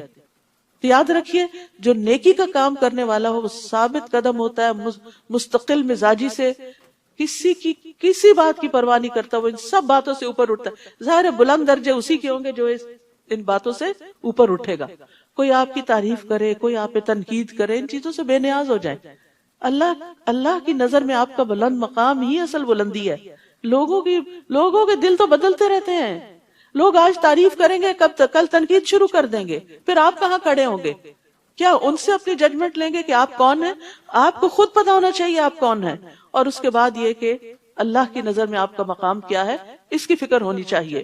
پھر فرمایا ان الذین فرقوا دینہم وکانوا شیعا، جن لوگوں نے اپنے دین میں تفرقہ ڈالا اور کئی فرقے بن گئے، یعنی اپنی اپنی خواہشات کے مطابق دین کو لیا اور ایک دوسرے کو برا بھلا کہنے لگے، ان سے آپ کو کچھ سروکار نہیں، یعنی گروہ بندی سے آپ بیزار ہیں، ان کا معاملہ اللہ کے سپرد ہے، پھر وہ خود ہی انہیں بتلائے گا کہ وہ کن کاموں میں لگے ہوئے تھے۔ تو یاد رکھیے فرقہ واریت سے بچنے کی تلقین کی جا رہی ہے. من جاء بالحسنۃ فلہ عشر امثالها، جو کوئی اللہ کے ہاں کوئی نیکی لے کر آئے گا تو اسے اس نیکی کا 10 گنا ثواب ملے گا. ایک نیکی ملٹیپلائی بائی 10. اور جو کوئی برائی لے کر آئے گا اسے اتنی ہی سزا دی جائے گی. 1 ملٹیپلائی بائی 1 equal to 1. جتنی اس نے برائی کی تھی اور ان پر ظلم نہیں کیا جائے گا. تو یہ اللہ کا بندوں پر بڑا ہی احسان ہے. حتیٰ کہ اس احسان کی مزید تفصیل حدیث سے پتہ چلتی ہے. ابن عباس کہتے کہ رسول اللہ صلی اللہ علیہ وسلم اپنے رب تبارک و تعالیٰ سے روایت کرتے ہوئے فرماتے، اور اس کو حدیث قدسی کہا جاتا ہے، کہ بے شک اللہ نے نیکیاں اور برائیاں لکھی، پھر ان کو بیان کر دیا. پھر جس نے نیکی کا ارادہ کیا، نیت کر لی لیکن عمل نہ کر سکا، کوئی مصروفیت آڑے آ گئی، کوئی اور وجہ بن گئی، تو اللہ نے اس کے لیے اپنے پاس ایک مکمل نیکی لکھی، وہ بھی لکھا گیا. اور اگر اس نے ارادہ کرنے کے بعد عمل بھی کر لیا تو اللہ نے اس کے لیے اپنے پاس 10 نیکیوں سے لے کر 700 بلکہ اس سے بھی زیادہ لکھا، کہ کون کتنے خلوص کے ساتھ، کتنی محبت اور چاہت کے ساتھ اچھا کام کرتا ہے. اور جس نے کسی برائی کا ارادہ کیا پھر اس پر عمل نہیں کیا تو اللہ نے اس کے لیے اپنے پاس ایک مکمل نیکی لکھ لی. بری نیت تھی لیکن چھوڑ دی تو اس پر بھی نیکی مل گئی. یہ ہے نا اللہ کی رحمت اور فضل. اگر اس نے ارادہ کرنے کے بعد عمل بھی کر لیا تو صرف ایک برائی لکھی. تو آپ سوچئے کہ اگر اس ریشو کے ساتھ بھی کسی کی برائیاں نیکیوں سے اوپر ہو جائیں تو پھر اس کا انجام کیا ہونا چاہیے.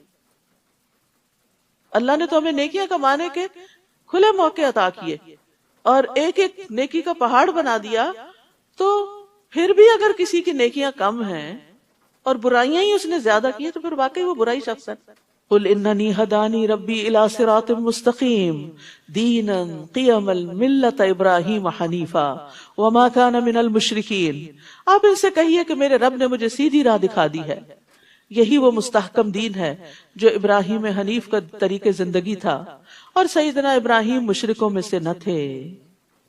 قل ان صلاتی ونسکی ومحیای ومماتی للہ رب العالمین. آپ ان سے کہہ دیجئے میری نماز، میری قربانی، میری زندگی اور میری موت سب کچھ اللہ رب العالمین کے لیے ہے. اللہ ہم سے ہر کام میں اخلاص مانگتا ہے، چاہے ہماری نماز ہو، جسمانی عبادات ہو، چاہے ہماری قربانی ہو، مالی عبادات ہو، چاہے ہماری زندگی پوری کچھ بھی ہم کریں، چاہے ہماری موت کا وقت ہو. ہر موقع پر اللہ ہی کو یاد رکھنا ہے، اللہ ہی کے لیے سب کام کرنے ہیں. تو نیک اعمال پر مبنی زندگی ہو اور ایمان پر خاتمہ ہو، اس کی دعا کرنی چاہیے، اس کی تمنا رکھنی چاہیے کہ زندگی میں بھی اچھے اچھے کام کروں اور موت کے وقت بھی اللہ کو راضی کر کے جاؤں. یعنی میری زندگی نیک عمل کے ساتھ ہو اور مروں تو اللہ رب العالمین کی ذات پر ایمان رکھتے ہوئے مروں. لا شریک لہ وبذالک امرت وانا اول المسلمین. جس کا کوئی شریک نہیں، مجھے اسی بات کا حکم دیا گیا اور میں سب سے پہلے اللہ کا فرما بردار بنتا ہوں. آپ ان سے کہیے کیا میں اللہ کے علاوہ کوئی اور رب تلاش کروں؟ حالانکہ وہ ہر چیز کا رب ہے. رب کون ہوتا ہے؟ خالق، مالک، مدبر، رازق، معبود. اور جو شخص بھی کوئی برا کام کرے گا تو اس کا بوجھ اسی پر ہوگا، اپنے کیے کو خود ہی بھگتنا ہوگا. کوئی شخص کسی دوسرے کا بوجھ نہ اٹھائے گا. پھر تمہیں اپنے رب کے ہاں لوٹ کر جانا ہے، اور جن باتوں میں تم اختلاف کرتے ہو وہ سب کچھ تمہیں بتا دے گا. وہی تو ہے جس نے تمہیں زمین میں نائب بنایا اور ایک کے مقابلے میں دوسرے کے درجے بلند کیے، یعنی بندوں میں فرق رکھا، تاکہ جو کچھ اس نے تمہیں دے رکھا ہے اسی میں تمہاری آزمائش کرے. بلا شبہ آپ کا رب سزا دینے میں دیر نہیں لگاتا، اور ساتھ ہی ساتھ وہ یقیناً بخشنے والا اور مہربان بھی ہے. سورۃ الاعراف. الف لام میم صاد. یہ کتاب آپ کی طرف نازل کی گئی ہے. اس کی تبلیغ سے آپ کے دل میں گھٹن نہ ہونی چاہیے. کتاب اتارنے کی غرض کیا ہے؟ کہ آپ اس کے ذریعے سے لوگوں کو خبردار کریں اور یہ مومنوں کے لیے یاد دہانی کا کام دے. جو ایمان نہیں رکھتے ان کے لیے ان کو خبردار کرنا، آگاہ کرنا کہ اللہ تعالیٰ کیا چاہتا ہے، اور جو مومن ہیں وہ قرآن کو بار بار کیوں سنیں، کیوں پڑھیں، تاکہ ان کو ریمائنڈر ہو، یاد دہانی ہو کہ ہمیں کیا کیا حکم دیے گئے ہیں. لوگوں جو کچھ تمہاری طرف تمہارے رب کی طرف سے نازل کیا گیا ہے اس کی پیروی کرو، اس کے علاوہ دوسرے سرپرستوں کی پیروی نہ کرو، کم ہی تم نصیحت مانتے ہو۔ کتنی ہی بستیاں ہیں جنہیں ہم نے ہلاک کر دیا، ہمارا عذاب ان پر رات کے وقت آیا جب وہ دوپہر کو سو رہے تھے۔ یاد رکھیے اللہ سے ہمیشہ عافیت مانگنی چاہیے، نہیں پتا سوتے جاگتے کس وقت کون سی بلا کہاں سے ٹپک پڑے۔ تو یہ عافیت کی دعا ہے جس میں اللہم احفظنی من بین یدی ومن خلفی وعن یمینی وعن شمالی ومن فوقی واعوذ بعظمتک ان اغتال من تحتی، یہ پڑھتے رہنا چاہیے۔ اور پھر خصوصاً غفلت کے وقت جب لوگ غافل ہوں، رات کو آنکھ کھلے، اس وقت بھی اللہ سبحانہ تعالیٰ سے دعا کرنی چاہیے کہ اللہ تعالیٰ ہمارا خاتمہ انجام ہر چیز میں اچھا کرے۔ پھر جب ان پر عذاب آ گیا تو اس وقت ان کی پکار یہی تھی کہ بلا شبہ ہم ہی ظالم تھے، انہوں نے اپنی غلطی کا اعتراف کر لیا، لیکن اس وقت فائدہ کچھ نہیں۔ جن لوگوں کی طرف ہم نے رسول بھیجے تھے ہم ان سے بھی ضرور باز پرس کریں گے اور رسولوں سے بھی ضرور پوچھیں گے، یعنی قیامت کے دن ہر انسان سے سوال ہوگا۔ نبی صلی اللہ علیہ وسلم نے فرمایا تم میں سے ہر شخص نگران ہے اور اس سے اس کی رعیت کے متعلق سوال کیا جائے گا، یعنی گھر کا مرد بھی، شوہر بھی، بیوی بھی، حتیٰ کہ غلام بھی۔ پھر ہم اپنے علم سے پوری حقیقت ان پر بیان کر دیں گے، آخر ہم اس وقت غائب تو نہ تھے۔ اس دن انصاف کے ساتھ اعمال کا وزن کیا جائے گا، جن کے پلڑے بھاری نکلے وہی فلاح پائیں گے۔ یاد رکھیے میزان برحق ہے، والوزن یومئذ الحق، اس دن اعمال تولے جائیں گے۔ اور بعض روایات میں آتا ہے کہ انسان تولے جائیں گے، اور بعض میں اعمال نامے تولے جائیں گے، اور بعض میں یہ کہ اعمال شکل اختیار کریں گے، جسم بن جائیں گے، اور جیسے ایک لقمہ پہاڑ برابر ہو جائے گا تو وہ پہاڑ رکھ دیا جائے گا میزان کے اندر، اور وہ میزان اتنا بڑا ہے کہ جس میں زمین و آسمان رکھے جا سکتے ہیں۔ نبی صلی اللہ علیہ وسلم نے فرمایا قیامت کے دن بڑے بڑے ترازو رکھے جائیں گے، بس اگر اس میں آسمانوں اور زمین کا وزن کرنا چاہیں تو میزان کی وسعت اس سے زیادہ ہوگی۔ فرشتے پوچھیں گے یہ ترازو کس کے لیے وزن کرے گا، اتنا بڑا ترازو یہ کس کے لیے؟ تو اللہ تعالیٰ فرمائیں گے میں اپنی خلقت میں سے جس کے لیے چاہوں گا۔ تو فرشتے کہیں گے سبحانک ما عبدناک حق عبادتک، اے اللہ تو پاک ہے، ہم تیری عبادت ویسی نہ کر سکے جیسا کہ کرنے کا حق۔ یعنی اگر آپ پہاڑوں جتنی، زمین آسمانوں جتنی نیکیاں کر لیں تو ان کو تولنے کے لیے بھی میزان موجود ہے، لیکن پتہ نہیں ہمارے اس پلڑے میں کتنے ہوں گے، کیا ہوگا، کہ اس زندگی کا کتنا حصہ اللہ کی اطاعت میں ہے اور کتنا نافرمانی میں۔ اور جن کے پلڑے ہلکے ہوئے یعنی نیکی والے پلڑے، تو یہی لوگ ہیں جنہوں نے اپنے آپ کو خسارے میں ڈالا، کیونکہ وہ ہماری آیتوں کے ساتھ ظلم کیا کرتے تھے، یعنی ان کو ان کا حق نہیں دیتے تھے۔ ہم نے تمہیں زمین میں اختیار دیا اور تمہارے لیے سامان زیست بنایا، مگر تم لوگ کم ہی شکر ادا کرتے ہو۔ اللہ نے بنی آدم کو زمین میں چھوڑ دیا اور ہر طرح کی نعمتیں دی، لیکن انسان نعمتیں استعمال کرتا جاتا ہے مگر اللہ کو بھول جاتا ہے۔ اور افسوس یہ جتنی نعمتیں زیادہ ہوتی ہیں اتنی غفلت بڑھتی ہے، اتنی اللہ سے دوری زیادہ ہو جاتی ہے۔ وَلَقَدْ خَلَقْنَاكُمْ، اور یقیناً ہم نے ہی تم کو پیدا کیا ہے، ثُمَّ صَوَّرْنَاكُمْ، پھر ہم نے تمہاری صورت بنائی ہے۔ یہ شکلیں اللہ کی بنائی ہوئی ہے، اللہ کی کاریگری ہے، یہ اس کا ڈیزائن ہے۔ پھر ہم نے فرشتوں سے کہا کہ آدم کو سجدہ کرو، تو ابلیس کے سوا سب نے سجدہ کیا، ابلیس نے سجدہ نہ کیا۔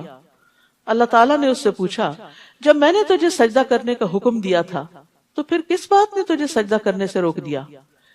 کہنے لگا میں آدم سے بہتر ہوں، کیونکہ تو نے مجھے آگ سے پیدا کیا اور اسے مٹی سے۔ تکبر کا شکار ہو گیا، اور یہ بھی اس کی اپنی عقل سے ہی اس نے فیصلہ کر لیا اچھے برے ہونے کا، یعنی بڑا چھوٹا ہونے کا۔ اللہ تعالیٰ نے فرمایا نیچے اتر یہاں سے، تیرا حق نہ تھا کہ تو یہاں تکبر کرتا، لہٰذا نکل جا، تو ان لوگوں میں سے ہو گیا جنہیں چھوٹا ہی بن کر رہنا ہے۔ ابلیس کہنے لگا یعنی تکبر کرنے والے بڑے نہیں بن جاتے، اپنے آپ کو بڑا سمجھنے والے بڑے نہیں ہوا کرتے، بڑا وہ ہے جو اللہ کی نگاہ میں بڑا ہے۔ کہنے لگا اچھا پھر مجھے روز محشر تک مہلت دے دے، یعنی مجھے زندگی دے دے۔ تو ابلیس اس وقت سے مرا نہیں، وہ قیامت تک اس کو زندگی ہی زندگی ملی ہوئی ہے بہکانے کے لیے۔ اللہ تعالیٰ نے فرمایا تجھے یہ مہلت دے دی جاتی ہے۔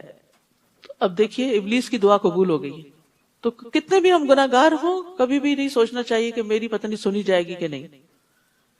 ابلیس نے کہا تو نے مجھے گمراہی میں مبتلا کیا، نعوذ باللہ، اللہ کو الزام دیا، تو اب میں بھی تیری سیدھی راہ پر گھات لگا کے بیٹھوں گا۔ یاد رکھیے اسلام کے ہر راستے پر شیطان بیٹھتا ہے۔ جب کوئی شخص مسلمان ہونے لگتا ہے تو اسے کہتا ہے کیا تم اپنے آباء و اجداد کے دین کو چھوڑ دو گے؟ ابن آدم اس کی بات نہیں مانتا، اسلام قبول کر لیتا ہے، پھر وہ ہجرت کے راستے پہ بیٹھ جاتا ہے تو کہتا ہے کہ تم اپنے آبائی علاقے کو چھوڑ دو گے، لیکن وہ اس کی بات نہیں مانتا، ہجرت کر جاتا ہے، پھر وہ جہاد کے راستے پہ بیٹھ جاتا ہے، کہتا ہے کیا تم جہاد کرنے جا رہے ہو؟ یہ تو نفس اور مال کے بارے میں مشقت میں پڑنا ہے، تم لڑو گے تو قتل کر دیے جاؤ گے، تمہاری بیوی سے نکاح کر لیا جائے گا، تمہارا مال تقسیم کر لیا جائے گا، لیکن اس کی بات نہیں مانتا اور وہ جہاد کرتا ہے۔ پھر رسول اللہ صلی اللہ علیہ وسلم نے فرمایا جس نے شیطان کے ساتھ ایسا کیا تو اللہ عز و جل پہ حق ہے کہ وہ اسے جنت میں داخل کرے، اور جو قتل کیا گیا تو اللہ عز و جل پہ حق ہے کہ وہ اسے جنت میں داخل کرے۔ تو یہ بڑے بڑے اعمال کی مثال دے کے ہمیں بتا دیا گیا کہ انسان مسلمان ہو بھی جاتا ہے تب بھی وہ ہر راستے پہ بیٹھتا ہے۔ ہر نیکی کا کام جب آپ کرنے لگتے ہیں تو وہ ضرور دل میں وسوسے ڈالتا ہے اور پیچھے ہٹاتا ہے۔ ثم لآتینہم من بین ایدیہم، کیا طریقہ کار ہے اس کا؟ پھر انسانوں کو آگے سے، پیچھے سے، دائیں سے، بائیں سے، ہر طرف سے گھیروں گا، بہکاؤں گا انہیں اور اپنی راہ پہ ڈال دوں گا، یعنی نافرمانی کی راہ پہ، اور تو ان میں سے اکثر کو شکر گزار نہ پائے گا۔ یاد رکھیے سارے غم و پریشانیوں کی بنیادی وجہ ناشکری ہے۔ نعمتیں نظر نہیں آتی، نعمتوں پر خوشی نہیں ہے، جو ملا ہے اس پہ راضی نہیں، جو ملا ہے اس کو دیکھتے ہی نہیں، اور جو ہاتھ سے چلا جاتا ہے صرف اس کے لیے رونا روتے رہتے ہیں۔ تو یہ شیطان کا سب سے بڑا ہتھ کنڈا اور وار ہے کہ وہ انسانوں کو شکر گزار نہیں ہونے دیتا۔ تو ابلیس دو راستے بھول گیا تھا، اوپر کا اور نیچے کا۔ تو ابن عباس کہتے ہیں اس نے یہ نہیں کہا کہ میں اوپر سے بھی آؤں گا، کیونکہ اسے علم ہے کہ ان کے اوپر اللہ ہے۔ تو ابلیس نے اپنے رب سے کہا عز و جل سے، مجھے تیری عزت و جلال کی قسم، میں بنی آدم کو اس وقت تک گمراہ کروں گا جب تک ان کے جسم میں روح رہے گی۔ موت کے وقت بھی بہکاتا ہے۔ تو اس کو اس کے رب عز و جل نے فرمایا مجھے اپنی عزت اور اپنے جلال کی قسم، جب تک وہ مجھ سے معافی مانگتے رہیں گے میں انہیں معاف کرتا رہوں گا۔ تو اللہ آخر تک ہمارے ہوش حواس اس طرح قائم رکھے کہ ہم توبہ کر کے لا الہ الا اللہ پڑھ کے دنیا سے رخصت ہوں اور شیطان دشمن کے پھندے سے نکل جائیں، کیونکہ اس وقت بھی بہکاتا ہے، تمہیں تمہارا علم کام آ گیا، تم تو بڑے نیک تھے، تمہیں تو فکر کی بات ہی نہیں۔ اللہ تعالیٰ نے فرمایا یہاں سے نکل جا، تو میری درگاہ سے ٹھکرایا ہوا اور رسوا شدہ مخلوق ہے، یاد رکھ انسانوں میں سے جو بھی تیری پیروی کرے گا تیرے سمیت ان سب سے جہنم کو بھر دوں گا۔ استغفر اللہ۔ تو شیطان کا راستہ جہنم کا راستہ ہے، صراط مستقیم جنت کا راستہ ہے۔ اور اے آدم تو اور تیری بیوی دونوں اس جنت میں رہو اور جہاں سے جی چاہے کھاؤ، مگر اس درخت کے قریب بھی نہ جانا اور ورنہ ظالموں میں سے ہو جاؤ گے۔ بس ایک درخت سے روک دیا گیا، باقی سب آزادی، اور یہ سب امتحان کے لیے ہو رہا تھا۔ پھر شیطان نے ان دونوں کے دل میں وسوسہ ڈالا تاکہ ان کی شرمگاہیں جو ایک دوسرے سے چھپائی گئی تھی ان کے سامنے کھول دے، یعنی ان کو ننگا کرنا چاہتا تھا۔ لباس انسان کی عزت بھی ہے، زینت بھی ہے، ستر کا باعث بھی ہے، اس کے قابل شرم حصوں کو چھپاتا ہے اور اس کو خوبصورت بناتا ہے۔ گندگی والے مقامات اگر لوگوں کو نظر آتے رہیں تو لوگ نفرت کریں، لیکن شیطان نے ان کے لیے ایسی چال چلی کہ وہ ان کا لباس اتر جائے۔ تمہیں تمہارے رب نے اس درخت سے صرف اس لیے روکا ہے کہ کہیں تم فرشتے نہ بن جاؤ یا تم ہمیشہ یہاں رہنے والے نہ بن جاؤ۔ کیسا دھوکہ دیا، بھلوا دیا کہ یہاں تو ہمیشہ رہنا ہی نہیں ہے، تو ٹیسٹ کے لیے آئے ہیں یہاں۔ تو یاد رکھیے آج دنیا میں بھی شیطان انسان کے پیچھے ہوتا ہے اور وہ برائیوں کو اس کے لیے خوشنما بناتا ہے، اس کو وسوسے ڈالتا ہے، اور جن چیزوں سے اللہ نے روکا ہے ان کے فائدے بتاتا ہے۔ اس لیے بڑا ضروری ہے کہ شیطان کی چالوں کو سمجھیں۔ یہ کتاب ہے عربی کی، اس کا ترجمہ اور اس کے آڈیوز وغیرہ موجود ہے، مقائد الشیطان کی، شیطان کیسے کیسے چالیں چلتا ہے۔ تو ہم سب کو اپنے دشمن کی چالوں کا پتہ ہونا چاہیے۔ وَقَاسَمَهُمَا، پھر ان دونوں کے سامنے قسم کھا لی کہ میں فی الواقع تمہارا خیر خواہ ہوں۔ سبحان اللہ، سخت جھوٹا، لیکن قسم کھا کے، جھوٹی قسم کھا کے تسلی دلا رہا ہے۔ چنانچہ ان دونوں کو دھوکہ دے کر آہستہ آہستہ اس نے اپنی بات پہ مائل کر ہی لیا۔ پھر جب انہوں نے اس درخت کو چکھ لیا، فلما ذاق، بس چکھا ہی تھا، ایک ہی لقمہ منہ میں ڈالا تھا، پیٹ بھر کے نہیں کھایا تھا، چکھا ہی تھا، تو ان کی شرمگاہیں ایک دوسرے پہ ظاہر ہو گئیں، وہ نورانی لباس، جنت کا لباس اتروا لیا گیا، اور وہ جنت کے پتے اپنی شرمگاہوں پہ چپکانے لگے، کیونکہ حیا فطری طور پر انسان کے اندر رکھ دیا گیا ہے۔ اس وقت ان کے رب نے انہیں پکارا کہ کیا میں نے تمہیں اس درخت سے روکا نہ تھا، اور یہ نہ کہا تھا کہ شیطان تمہارا کھلا دشمن ہے؟ قالا، دونوں بول اٹھے، دونوں کہنے لگے ربنا ظلمنا انفسنا وان لم تغفر لنا وترحمنا لنکونن من الخاسرین، اے ہمارے رب، ہم نے اپنے آپ پر ظلم کیا، اگر تو نے ہمیں معاف نہ کیا اور ہم پر رحم نہ کیا تو ہم بہت نقصان اٹھانے والوں میں سے ہو جائیں گے۔ یہ ہے فرق شیطان اور انسان کا، کہ شیطان نے جب نافرمانی کی تو اکڑ گیا اور ڈٹائی کی، آدم اور حوا سے جب غلطی ہوئی تو انہوں نے فوراً توبہ کی، اپنے رب کو راضی کر لیا۔ تو اب ہمارے سامنے یہ دونوں کردار ہیں، دونوں راستے ہیں۔ ہم فرشتے نہیں ہیں کہ غلطی نہ کریں، غلطی ہوگی ہم سے، نہ چاہتے ہوئے بھی پھسلن ہو جاتی ہے۔ جب کوئی پھسل کے گرتا ہے تو کیا وہ چاہتا ہے کہ پھسلے؟ نہیں، بھول جاتا ہے، پتہ نہیں چلتا۔ اسی طرح انسان سے بھی بھول چوک ہوتی رہتی ہے، پھسلن ہے اس راستے پر، لیکن مومن اس پھسلنے کے بعد وہیں لیٹ نہیں رہتا، اٹھ جاتا ہے اور توبہ کرتا ہے، اپنے آپ کو جھاڑتا ہے، اگر کوئی گندگی لگ گئی ہو اس کو اتارتا ہے اور صاف ستھرا ہو کے دوبارہ اپنے راستے پہ چل پڑتا ہے، اور یہی مومن کی شان ہوتی ہے۔ جبکہ شیطانی روش کیا ہے، شیطانی طریقہ کیا ہے؟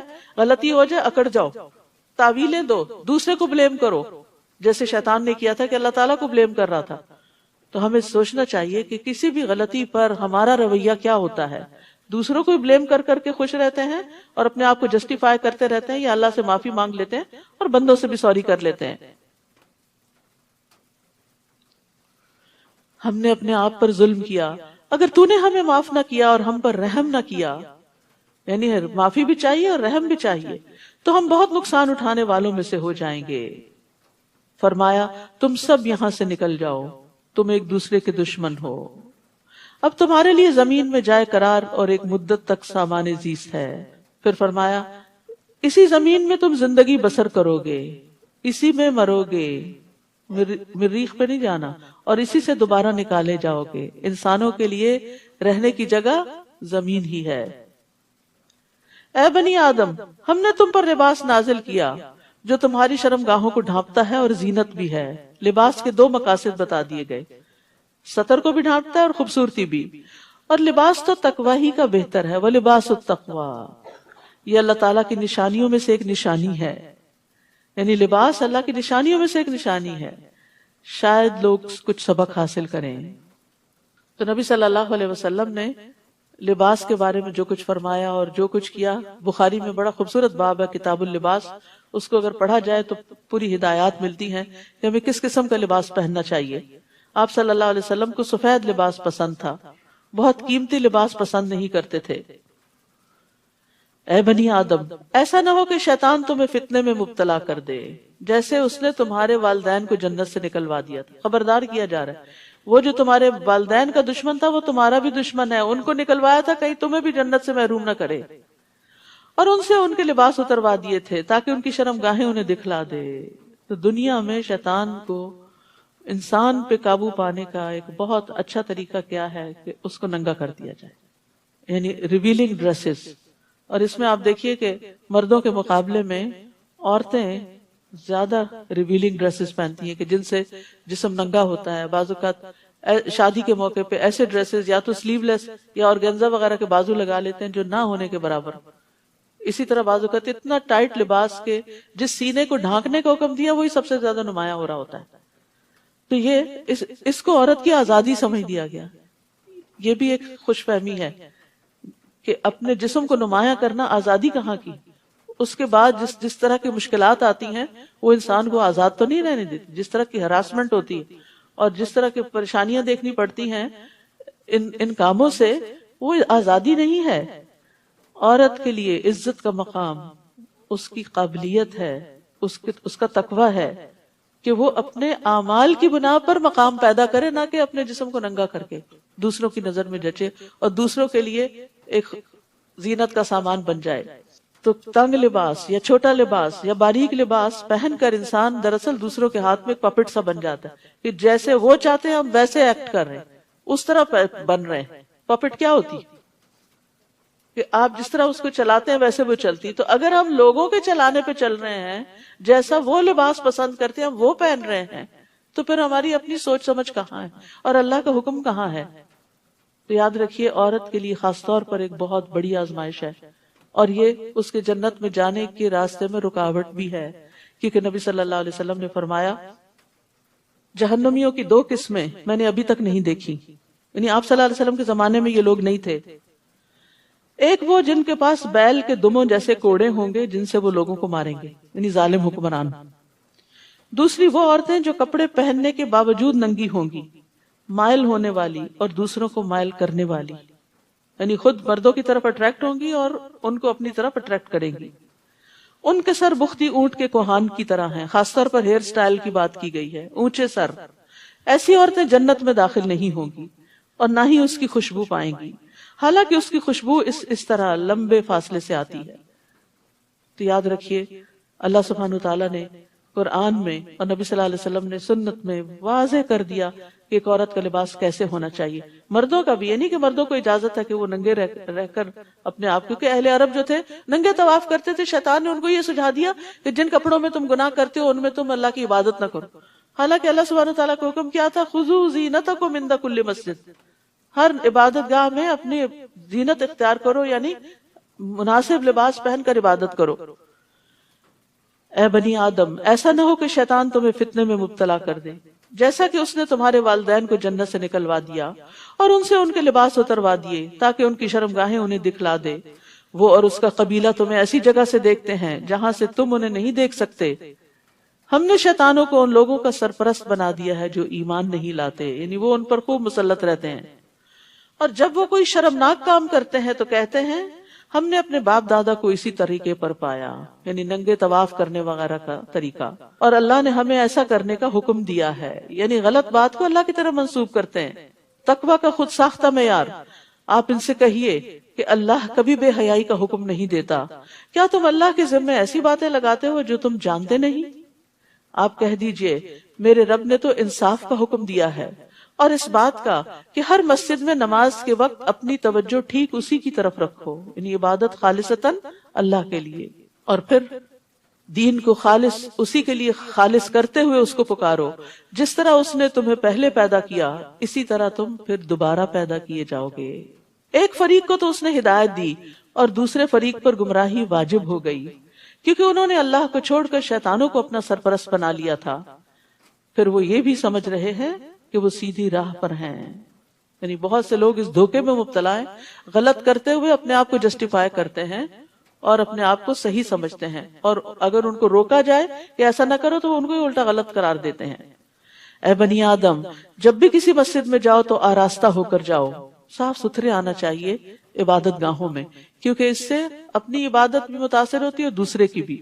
جب انسان صاف ستھرا ہوتا ہے، اچھے لباس میں ہوتا ہے، تو پھر ایکٹیولی ورشپ کرتا ہے، یعنی اس کی عبادت میں ایک نشاط ہوتا ہے، ورنہ سستی کے مارے اور یون کر رہا ہے اور تھکا ہوا ہے اور تو دوسرے بھی ساتھ اس کے ویسے ہی ہو جاتے ہیں۔ اور کھاؤ پیو لیکن اسراف نہ کرو، کیونکہ اللہ اسراف کرنے والوں کو پسند نہیں کرتا۔ تو یہاں زینت کی بات جو کی گئی، زینت سے مراد اچھے کپڑے، مسواک اور خوشبو ہے، لیکن عورتوں کو مسجد میں خوشبو لگا کے آنے سے منع کیا گیا ہے تاکہ مردوں کی عبادت میں خلل نہ ہو، اٹریکٹ نہ ہو اس طرف۔ پھر اسی طرح جمعہ کے دن خاص طور پر ہر چیز کا اچھی طرح اہتمام کرنا، نہانا، نہا کر آنا، اچھا لباس پہننا، مسواک کرنا، خوشبو وغیرہ لگانا، ناخن وغیرہ کاٹنا، بال تراشنے کی ضرورت ہے، یا انڈر آرم انڈر لیگز وغیرہ صفائی کی ضرورت ہے، تو وہ کر کے صاف ستھرے فریش ہو کر مسجد میں آنا، یہی اس حکم کا تقاضا ہے۔ رسول اللہ صلی اللہ علیہ وسلم نے فرمایا تم میں سے جب کوئی نماز پڑھے تو وہ 2 کپڑے پہن لیا کرے، کیونکہ اللہ اس بات کا حقدار ہے کہ اس کے لیے زینت اختیار کی جائے۔ آپ صلی اللہ علیہ وسلم نے یہ بھی فرمایا کہ تم میں سے کسی کے لیے حرج نہیں کہ اگر ممکن ہو تو جمعہ کے لیے اپنے کام کاج کے کپڑوں کے علاوہ 2 کپڑے اور بنا رکھے، یعنی اسپیشل ڈریس میں آؤ، جو گھر میں نہ پہنو، کیونکہ ہوتا ہی ہے کہ کوکنگ کر رہے ہیں، ساری خوشبو کپڑوں میں گھس گئی اور اسی کے ساتھ مسجد آ گئے اور خود بھی بیزار ہوئے اور دوسروں کو بھی کیا۔ وَكُلُوا وَاشْرَبُوا وَلَا تُسْرِفُوا إِنَّهُ لَا يُحِبُّ الْمُسْرِفِينَ، کھاؤ پیو لیکن اسراف نہ کرو، زیادہ ضرورت نہ کھاؤ۔ ڈاکٹرز کہتے ہیں کہ ساری طب اس آیت میں ہے، یعنی انسان اگر اعتدال سے کھاتا ہے تو بیمار نہیں پڑتا۔ بیماری ہوتی ہی بے اعتدالی کی وجہ سے، کبھی میٹھا زیادہ کھا لیا اور کبھی نمکین چیزیں زیادہ کھا لی، کبھی صرف ایک ہی طرح کی فوڈ کھا لی کہ وہ پسند ہے۔ جیسے بچے کرتے ہیں نا کہ اگر کھانے کے وقت ان کو آئس کریم کا بول دے دو تو کہیں گے ہمارا پیٹ بھر گیا، لیکن یہی اسراف ہے۔ کھانے کے وقت وہ کھاؤ جو ایک بیلنس ڈائٹ ہونی چاہیے۔ پھر طیب کھانا ہونا چاہیے، یعنی صاف ستھرا۔ نبی صلی اللہ علیہ وسلم نے فرمایا مرنے کے بعد سب سے پہلے انسان کے جسم میں اس کا پیٹ بدبودار ہوتا ہے، بس جو کوئی طاقت رکھتا ہو کہ پاک اور طیب کے سوا اور کچھ نہ کھائے تو اسے ایسا ہی کرنا چاہیے۔ پھر یہ کہ بہت پیٹ بھر کے نہیں کھانا چاہیے، سادہ غذا کھانی چاہیے۔ حضرت عائشہ کہتی ہیں کہ محمد صلی اللہ علیہ وسلم کے گھرانے نے اگر کبھی ایک دن میں 2 بار کھانا کھایا تو ضرور اس میں ایک وقت صرف کھجوریں ہوتی تھی، را فوڈ ہوتی تھی، ایک وقت بس پکا ہوا کھانا کھاتے تھے۔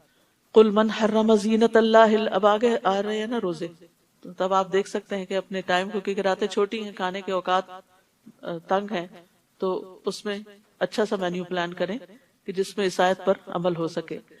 کہہ دیجئے، آپ ان سے پوچھئے، اللہ نے اپنے بندوں کے لیے جو زینت اور کھانے کی پاکیزہ چیزیں پیدا کی انہیں حرام کس نے کیا؟ یعنی اللہ نے حرام نہیں کیا لیکن اعتدال کا حکم ضرور دیا ہے۔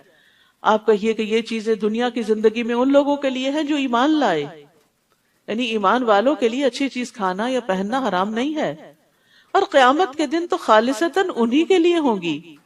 ہم اسی طرح اپنی آیات کو صاف صاف بیان کرتے ہیں ان لوگوں کے لیے جو علم رکھتے ہیں۔ قل انما حرم ربی الفواحش ما ظہر منها وما بطن والاثم والبغی بغیر الحق وان تشرکوا باللہ ما لم ينزل به سلطانا وان تقولوا علی اللہ ما لا تعلمون۔ آپ ان سے کہیے میرے رب نے، آپ ان سے کہیے میرے رب نے جو چیزیں حرام کی ہیں وہ یہ ہیں: بے حیائی کے کام، خواہ ظاہر ہوں یا پوشیدہ، سامنے ہوں یا چھپ کے، چاہے زنا ہو، چوری ہو، ڈاکہ ہو، کچھ بھی، اور گناہ کے کام، سارے گناہ کے کام منع ہیں اور ان کے بارے میں جاننا چاہیے کہ گناہ کس کو کہتے ہیں۔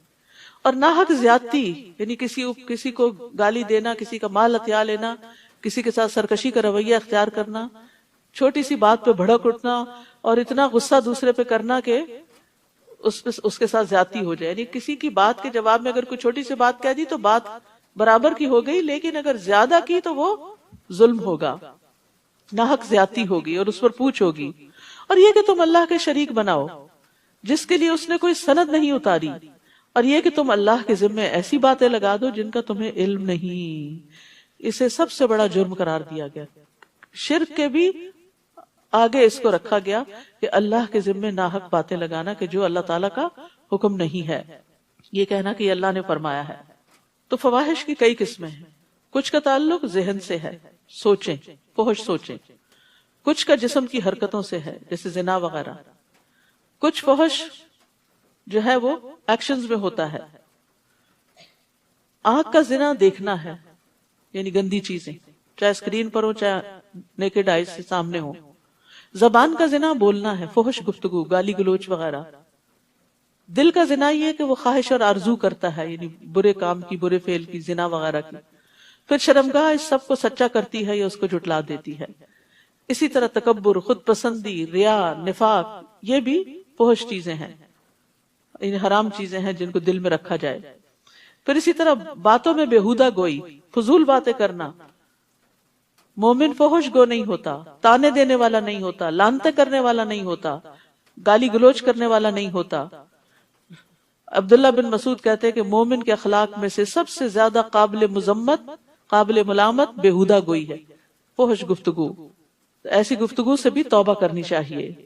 ہر گناہ کے لیے ایک مدت مقرر ہے، پھر جب وہ مدت پوری ہو جاتی ہے تو پھر اس گروہ کی گرفت کے لیے ایک گھڑی بھر کی بھی تقدیم و تاخیر نہیں ہو سکتی۔ اے بنی آدم، اگر تمہارے پاس تمہیں میں سے رسول آئیں جو تمہارے سامنے میری آیات بیان کریں تو جو شخص نافرمانی سے بچا رہا اور اپنی اصلاح کر لی تو ایسے لوگوں کے لیے نہ کوئی خوف ہوگا نہ وہ غمگین ہوں گے، اور جن لوگوں نے ہماری آیات کو جھٹلا دیا اور ان سے اکڑ بیٹھے تو ایسے ہی لوگ دوزخ والے ہیں، وہ اس میں ہمیشہ رہیں گے۔ بھلا اس شخص سے بڑھ کر اور کون ظالم ہو سکتا ہے جو اللہ کے ذمے جھوٹ لگا دے، یعنی جو اللہ نے نہیں فرمایا وہ اللہ کی طرف سے پیش کرے، یا اس کی آیتوں کو جھٹلا دے، یعنی جو پیش کیا اس کو نہ مانے، جو نہیں پیش کیا اسے اللہ کا حکم بتائے۔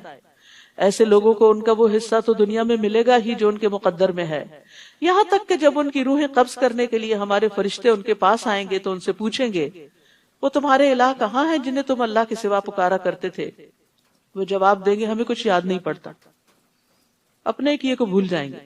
اس طرح وہ خود اپنے ہی خلاف گواہی دے دیں گے کہ وہ کافر تھے۔ اللہ تعالیٰ فرمائے گا اچھا تو تم بھی انہی جماعتوں میں شامل ہو جاؤ جو تم سے پہلے جنوں اور انسانوں کی جماعتیں دوزخ میں داخل ہو چکی۔ جب بھی کوئی جماعت دوزخ میں داخل ہوگی تو اپنی پیشرو جماعت پر لعنت کرے گی، یہاں تک کہ جب سب کی سب جماعتیں دوزخ میں جمع ہو جائیں گی تو ہر پچھلی جماعت اپنے سے پہلے والی جماعت کے متعلق کہے گی ہمارے رب یہ وہ لوگ ہیں جنہوں نے ہمیں گمراہ کیا تھا، لہٰذا ان کو آگ کا دگنا عذاب دے۔ اللہ تعالیٰ فرمائے گا تم سبھی کے لیے دگنا ہے، لیکن یہ بات تمہاری سمجھ میں نہیں آ رہی کیونکہ وہ تمہیں بھٹکانے کا سبب بنے اور تم دوسروں کو بھٹکانے کا، تو سب کا دگنا حصہ ہو گیا۔ اور پہلی جماعت پچھلی کے متعلق کہے گی آخر تمہیں ہم پر کون سی برتری حاصل ہے کہ تمہیں اکہرا عذاب ہو اور ہمیں دوہرا، لہٰذا تم بھی جو کچھ کرتے رہے ہو اس کے عذاب کا مزہ چکھو۔ بے شک وہ لوگ جنہوں نے ہماری آیات کو جھٹلایا اور ان سے اکڑ بیٹھے، ان کے لیے نہ تو آسمان کے دروازے کھولے جائیں گے، یعنی ان کی روحیں اوپر نہیں جا سکتی، واپس پٹخائی جاتی ہیں اسفل سافلین میں، اور نہ وہ جنت میں داخل ہو سکیں گے حتیٰ کہ اونٹ سوئی کے ناکے میں داخل ہو جائے، اور یہ تو پاسبل ہی نہیں۔ اور ہم مجرموں کو ایسی ہی سزا دیا کرتے ہیں، ان کے لیے بچھونا بھی جہنم کا ہوگا اور اوپر سے اوڑھنا بھی جہنم کا، اور ہم ظالموں کو ایسی ہی سزا دیا کرتے ہیں۔ البتہ وہ لوگ جو ایمان لائے اور نیک اعمال کیے اور ہم ہر شخص کو اس کی طاقت کے مطابق ہی مکلف بناتے ہیں تو یہی لوگ اہل جنت ہیں جس میں وہ ہمیشہ رہا کریں گے۔ ان اہل جنت کے دلوں میں اگر ایک دوسرے کے خلاف کچھ کدورت ہوگی تو ہم اسے نکال دیں گے۔ یہ ہے جنت کی اصل خوبصورتی، دل صاف ہوں گے، دلوں میں ایک دوسرے کے لیے محبت ہوگی۔ یاد رکھیے جس گھرانے میں ایک دوسرے کے لیے محبت ہوتی ہے، وہ کٹیا بھی ہو، وہ جھونپڑی بھی ہو، وہ بڑی وسیع ہوتی، اس میں بڑی خیر ہوتی، اس میں بڑا لطف ہوتا ہے۔ اور بڑے بڑے مینشنز میں اگر لوگ اپنے اپنے کمروں میں ہی بند ہو کر رہے ہیں اور کوئی کسی سے بات نہ کرے اور کوئی کسی سے سیدھے منہ دیکھے نہ، کسی کو کوئی کسی کو دیکھ کے مسکرائے نہیں، سلام نہیں کرے، تو وہ گھر تنگ ہوتے ہیں۔ تو جنت کی خاص خوبی یہاں بتائی گئی۔ اگر ایک دوسرے کے خلاف کچھ کدورت ہو گئی تو ہم اسے نکال دیں گے۔ دنیا میں رہتے ہوئے کوئی نہ کوئی مس انڈرسٹینڈنگ ہو ہی جاتی ہے، کوئی غلط فہمی ہو جاتی ہے کہ انسان اچھے بھلے انسان کے بارے میں کوئی بری رائے رکھتا ہے، تو وہ بھی نکال دی جائے گی۔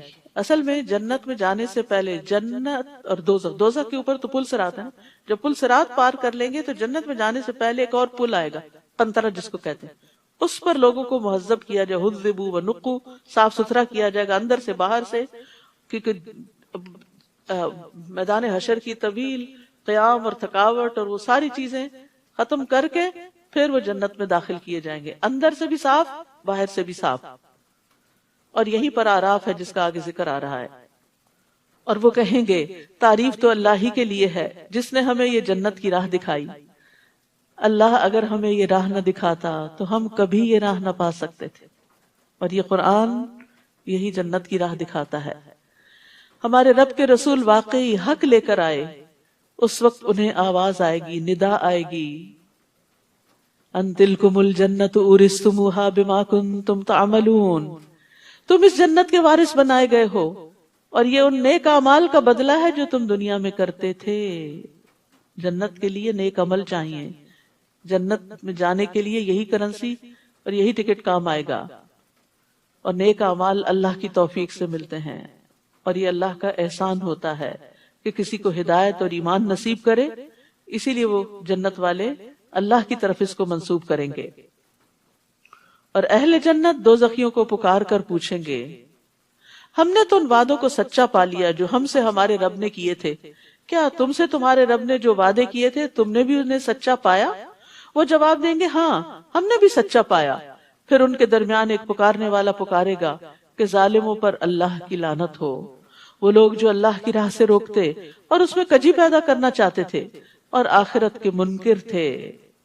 اہل جنت اور اہل دوزخ کے درمیان ایک اوٹ حائل ہوگی، اور آراف پر کچھ آدمی ہوں گے، یعنی کچھ تو جنت میں چلے جائیں گے، کچھ جہنم میں گر جائیں گے، اور کچھ بیچ میں سٹک ہو جائیں گے۔ آراف والے جو ہر ایک کو اس کی پیشانی کے نشانات سے پہچانتے ہوں گے، وہ اہل جنت کو آواز دیں گے تم پر سلامتی ہو۔ یہ آراف والے ابھی جنت میں داخل تو نہ ہوئے ہوں گے، البتہ اس کی امید ضرور رکھتے ہوں گے۔ یہ بھی انتظار کے مرحلے، انتظار کی گھڑیاں کتنی تکلیف دہ ہوتی۔ کبھی آپ کو ایکسپیرینس ہوا ہوگا کہ لوگ جیسے سفر کر رہے ہوتے ہیں تو کچھ لوگوں کا چیک ان فوراً ہو جاتا ہے، کچھ لوگوں کو روک لیا جاتا ہے، کچھ کو امیگریشن پہ بلا لیا جاتا ہے۔ تو جو لوگ سیدھے سیدھے نکل رہے ہوتے ہیں، آپ ان کو دیکھ کے کتنا رش کرتے ہیں، اور جو روک لیے جائے وہ ڈرے ہوئے ہوتے ہیں کہ پتہ نہیں ہمارے ساتھ کیا معاملہ کیا جائے گا۔ تو وہاں بھی آراف والے ڈرے ہوئے ہوں گے۔ اہل جنت سے بھی بات کریں گے، ادھر جہنم والوں سے بھی کریں گے۔ وہ جنت میں داخل نہیں ہوئے لیکن امید رکھتے ہیں۔ کون ہے یہ؟ وہ جن کے نیک عمل زیادہ نہیں تھے کہ وہ جنت میں جا سکے، اور جن کے برے عمل نہیں زیادہ تھے کہ وہ جہنم میں پھینکے جاتے۔ برابر ایکول ہو گیا سب کچھ، کانفلکٹ ہو گیا۔ حدیث میں آتا ہے کہ اگر کسی کا صحابہ جوں کے انڈے برابر بھی نیک عمل زیادہ ہوگا، جنت میں چلا جائے گا۔ وہاں چھوٹی چھوٹی نیکیوں کی بھی بڑی قدر آئے گی، جن کو ہم ایسے ہی گنوا دیتے۔ چھوٹی سی نیکی ہم کہتے ہیں تو چھوٹی ہے، پھر کوئی بڑی کر لیں گے، نہیں، چھوٹے چھوٹے کام بھی کرتے چلے جائیں، خالی وقت نہ گزارا کریں۔ سبحان اللہ، الحمدللہ، اللہ اکبر، اللہ کی بڑائی بیان کی، ذکر کیا۔ اب سفر کر رہے ہیں، راستے میں ہیں، کام کر رہے ہیں، ذکر میں کیا مشکل ہے؟ کچھ مشکل نہیں۔ ہو سکتا ہے ایک دفعہ کا سبحان اللہ کہنا آپ کو جنت میں لے جانے کا باعث بن جائے، کسی کو کھجور کا آدھا ٹکڑا دینا جہنم سے بچا لے۔ تو چھوٹی نیکی چھوٹی برائی دونوں ہی کاؤنٹ ہوں گی۔ اور جب ان کی نگاہیں اہل دوزخ کی طرف پھیری جائیں گی تو کہیں گے اے رب ہمیں ظالم لوگوں میں شامل نہ کرنا۔ اور یہ آراف والے کچھ لوگوں کو ان کی پیشانیوں سے پہچان کر آواز دیں گے، آج نہ تمہاری جمعیت تمہارے کچھ کام آئی۔ دنیا میں بہت لوگ تھے تمہارے ساتھ، بڑا جتھا تھا، بڑے جان پہچان والے تھے، اور نہ وہ چیزیں جن کے بل پہ تم اکڑا کرتے تھے، تمہاری مال و دولت، اولاد، تمہارا سٹیٹس، آج کچھ بھی تو فائدہ نہ دیا۔ کیا یہ اہل جنت وہی لوگ نہیں جن کے متعلق تم قسم کھا کے کہا کرتے تھے اللہ انہیں اپنی رحمت میں سے کچھ بھی نہ دے گا؟ اگر دینا ہوتا تو دنیا میں بھی کچھ ملتا، کیونکہ دنیا میں وہ بدحال رہے، تکلیفیں اٹھاتے رہے اللہ کی رضا میں۔ انہیں آج یہ کہہ دیا گیا جنت میں داخل ہو جاؤ، تمہیں کوئی خوف نہ ہوگا اور نہ ہی تم غم زدہ ہوگے۔ آج تم جنت میں داخل ہو جاؤ، نہ تمہیں کوئی خوف اور نہ کوئی غم۔ اور دوزخی اہل جنت کو آواز دیں گے، اب ان کی کمیونیکیشن ہو رہی ہے آپس میں، ہم پر بھی کچھ پانی انڈیل دو، یا اللہ نے جو کچھ تمہیں کھانے کو دیا ہے اس میں سے کچھ گرا دو، ہم ہماری طرف پھینک دو، تمہیں اتنی نعمتیں ملی ہیں، کچھ ہمیں بھی دے دو، صدقہ دے دو ہمیں۔ اہل جنت جواب دیں گے اللہ تعالیٰ نے یہ دونوں چیزیں کافروں پہ حرام کر دی ہیں، آج نہ پانی ہے نہ کھانا ہے، کیونکہ جہنم میں بھی بھوک تو لگے گی۔ یاد رکھیے جب گناہوں کی کثرت ہو جائے تو پانی پلانا لازم کر لیں۔ اس آیت میں اس بات کی دلیل ہے کہ پانی پلانا افضل اعمال میں سے ہے۔ ابن عباس سے پوچھا گیا کون سا صدقہ افضل ہے، تو انہوں نے کہا پانی پلانا۔ کیا آپ نے جہنمیوں کو نہیں دیکھا کہ جب وہ اہل جنت سے فریاد کریں گے اور کہیں گے ان افیضوا علینا من الماء، کہ ہم پہ پانی ڈالو۔ بعض تابعین کہتے ہیں جس کے گناہ زیادہ ہو جائیں وہ پانی پلانا لازم کر لے، اللہ نے کتے کو پانی پلانے والے کے گناہوں کو معاف کر دیا تھا، تو اس آدمی کا کیا مقام ہوگا جو ایک مومن کو پانی پلائے اور اسے زندگی بخشے۔ تو یہ پانی پلانا چاہے کسی گلاس میں ہو، اپنے گھر والوں کے لیے انڈیلنا، بعض اوقات ہم اس پہ بھی بڑے جلاتے، پانی بھی نہیں لے سکتے، ہم ہی بھریں، ہم ہی ڈالیں، ہم ہی پور کریں۔ اور کئی دفعہ جوس کے ڈبے فریج میں پڑے رہتے اس لیے کہ اندر سے کوئی نکال کے ڈالتا نہیں، ڈال کے پیش کر دیں تو پی لیں۔ تو نیکی کی وجہ سے اپنے گناہوں کی بخشش کی خاطر پلاتے رہیں۔ اور پھر اس سے بڑے بڑے پروجیکٹس بھی ہو سکتے ہیں، کنویں کھدوائے جا سکتے ہیں، نہریں بنوائی جا سکتی ہیں، اور اسی طرح خیر کے کام کیے جا سکتے ہیں۔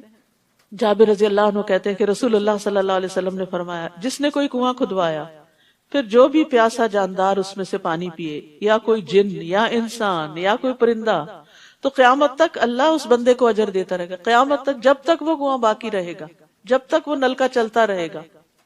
سعید بن مسیب سے روایت ہے کہ سعد بن عبادہ رضی اللہ عنہ نبی صلی اللہ علیہ وسلم کے پاس آئے، پوچھا آپ کے نزدیک سب سے پسندیدہ صدقہ کون سا ہے؟ فرمایا پانی پلانا، اور پانی روکنا گناہ کا باعث ہے۔ 3 شخص ایسے ہیں جن سے اللہ قیامت کے دن کلام نہیں کرے گا، نہ ان کو دیکھے گا نہ پاک کرے گا، اور ان کے لیے دردناک عذاب ہوگا۔ ان میں سے ایک وہ شخص جس کے پاس ضرورت سے زیادہ پانی تھا، پھر وہ مسافروں کو نہیں پلاتا تھا، کیونکہ اس زمانے میں جن کے پاس پانی تو مر بھی جاتے تھے پیاس سے۔ اور ایک اور روایت میں آتا ہے کہ آج میں تجھ پہ اپنا فضل نہیں کروں گا جس طرح تو نے اپنے فضل کو روکا ہوا تھا جسے تیرے ہاتھوں نے نہیں بنایا تھا۔ تو وہ جنہوں نے اپنے دین کو کھیل اور تماشا بنا رکھا تھا اور دنیا کی زندگی نے انہیں دھوکے میں ڈال رکھا تھا، لہٰذا آج ہم انہیں ایسے ہی بھلا دیں گے جیسے انہوں نے اس ملاقات کے دن کو بھلا رکھا تھا اور ہماری آیتوں کا انکار کیا کرتے تھے۔ ہم ان لوگوں کے پاس ایسی کتاب لائے ہیں جسے ہم نے علم کی بنا پر مفصل بنا دیا ہے، علم کی بنا پر مفصل ہے۔ یہ کتاب ان لوگوں کے لیے ہدایت اور رحمت ہے جو ایمان لاتے ہیں۔ ایمان والوں کی تو محبت ہے اس کتاب سے، اور وہ اس کو پڑھنا چاہتے ہیں، سمجھنا چاہتے ہیں، اس کے ساتھ زندگی بسر کرنا چاہتے ہیں۔ یہ لوگ بس اب اس کے انجام کا انتظار کر رہے ہیں جس کا پتہ یہ کتاب دے رہی ہے۔ جس دن اس کا انجام سامنے آ جائے گا تو جن لوگوں نے پہلے کتاب کو بھلا رکھا تھا وہ کہیں گے واقعی ہمارے پاس رسول حق بات لے کر آئے تھے، پھر اب کیا ہمارے لیے کوئی سفارشی ہیں جو ہماری سفارش کریں، یا ہمیں دنیا میں واپس ہی بھیج دیا جائے تاکہ جو کام ہم کرتے رہے اس کے علاوہ دوسری قسم کے کام کریں۔ ان لوگوں نے اپنے آپ کو خسارے میں ڈال دیا، اور جو کچھ بھی وہ باتیں بنایا کرتے تھے انہیں کچھ یاد نہ رہیں گی۔ ان ربکم اللہ الذی خلق السماوات والارض فی 6 ایام ثم استوى علی العرش، یقیناً تمہارا رب وہ اللہ ہے جس نے آسمانوں اور زمین کو 6 دن میں پیدا کیا، پھر اپنے عرش پر قرار پکڑا۔ وہی رات کو دن پر ڈھانک دیتا ہے، پھر دن رات کے پیچھے دوڑا چلا آتا ہے، اور سورج، چاند، ستارے، سب چیزیں اللہ کے حکم کے تابع ہیں۔ یاد رکھو اسی نے پیدا کیا تو حکم بھی اسی کا چلے گا۔ یہ ساری مخلوق، یہ ساری کائنات اس کی ہے، ان سب پہ اسی کا حکم چلتا، وہی چلا رہا ہے ان سب کو۔ تو بندے کو بائی چوائس اپنے اوپر اللہ کا حکم نافذ کرنا چاہیے۔ بڑا بابرکت ہے اللہ جو سارے جہانوں کا رب ہے۔ اپنے رب کو گڑ گڑاتے ہوئے اور چپکے چپکے پکارو، یقیناً وہ حد سے بڑھنے والوں کو پسند نہیں کرتا۔ تو دعا کے بھی آداب ہیں، دعا میں وہ طریقے اختیار نہیں کرنے چاہیے کہ جو سنت سے ثابت نہیں۔ تضرع کا مطلب ہوتا ہے اللہ کے سامنے ذلت اور عاجزی اختیار کرنا۔ اللہ میں بہت گناہگار ہوں، اپنے گناہوں کا اقرار کرتے ہوئے دعائیں مانگنا۔ اور خفیہ کا مطلب ہے چھپ چھپ کے رونا اور چھپ چھپ کے دعائیں کرنا، کیونکہ ریاکاری کرنے والوں کو اللہ کی ربوبیت پہ یقین نہیں ہوتا، اور منافقین تو دھوکہ دے رہے تو لوگوں کے سامنے ٹسوے بہاتے اور سمجھتے ہیں، لوگوں کو یقین دلاتے ہیں ہم بڑے نیک ہیں، حالانکہ اکیلے میں نہ کبھی روئے اور نہ کبھی ایسی دعائیں مانگی۔ تو چھپ کر رب کو پکارنے کی بات کی جا رہی ہے۔ حسن بن نبی حسن کہتے ہیں ہم نے ایسے لوگوں کا زمانہ پایا جس میں زمین پر عمل کرنے والے جب اپنے عمل کو چھپانے کی قدرت رکھتے تھے تو اپنے عمل کو کبھی ظاہر نہیں کرتے تھے، اور وہ بہت دعاؤں میں بہت محنت کرتے لیکن کوئی ان کی آواز نہیں سنتا تھا۔ یہ ان کے اور ان کے رب کے درمیان سرگوشیاں ہوتی تھی۔ دل ہی دل میں پکارو، چپ کے پکارو، گڑ گڑا کے پکارو، رو کے پکارو، چھپ کے پکارو، تاکہ آپ کا اور اپنے رب کا ایک ون آن ون کنیکشن ہو۔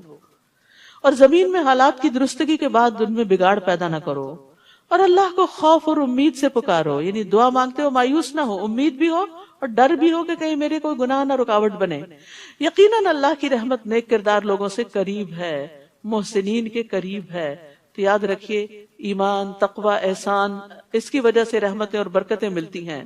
وہی تو ہے جو اپنی رحمت بارش سے پیشتر ہواؤں کو خوشخبری کے طور پہ بھیجتا ہے، حتیٰ کہ وہ ہوائیں بھاری بادلوں کو اٹھا لاتی ہیں تو ہم ان بادلوں کو کسی مردہ علاقے کی طرف چلاتے ہیں، پھر اس سے بارش برساتے ہیں تو اسی مردہ زمین سے ہر طرح کے پھل نکالتے ہیں۔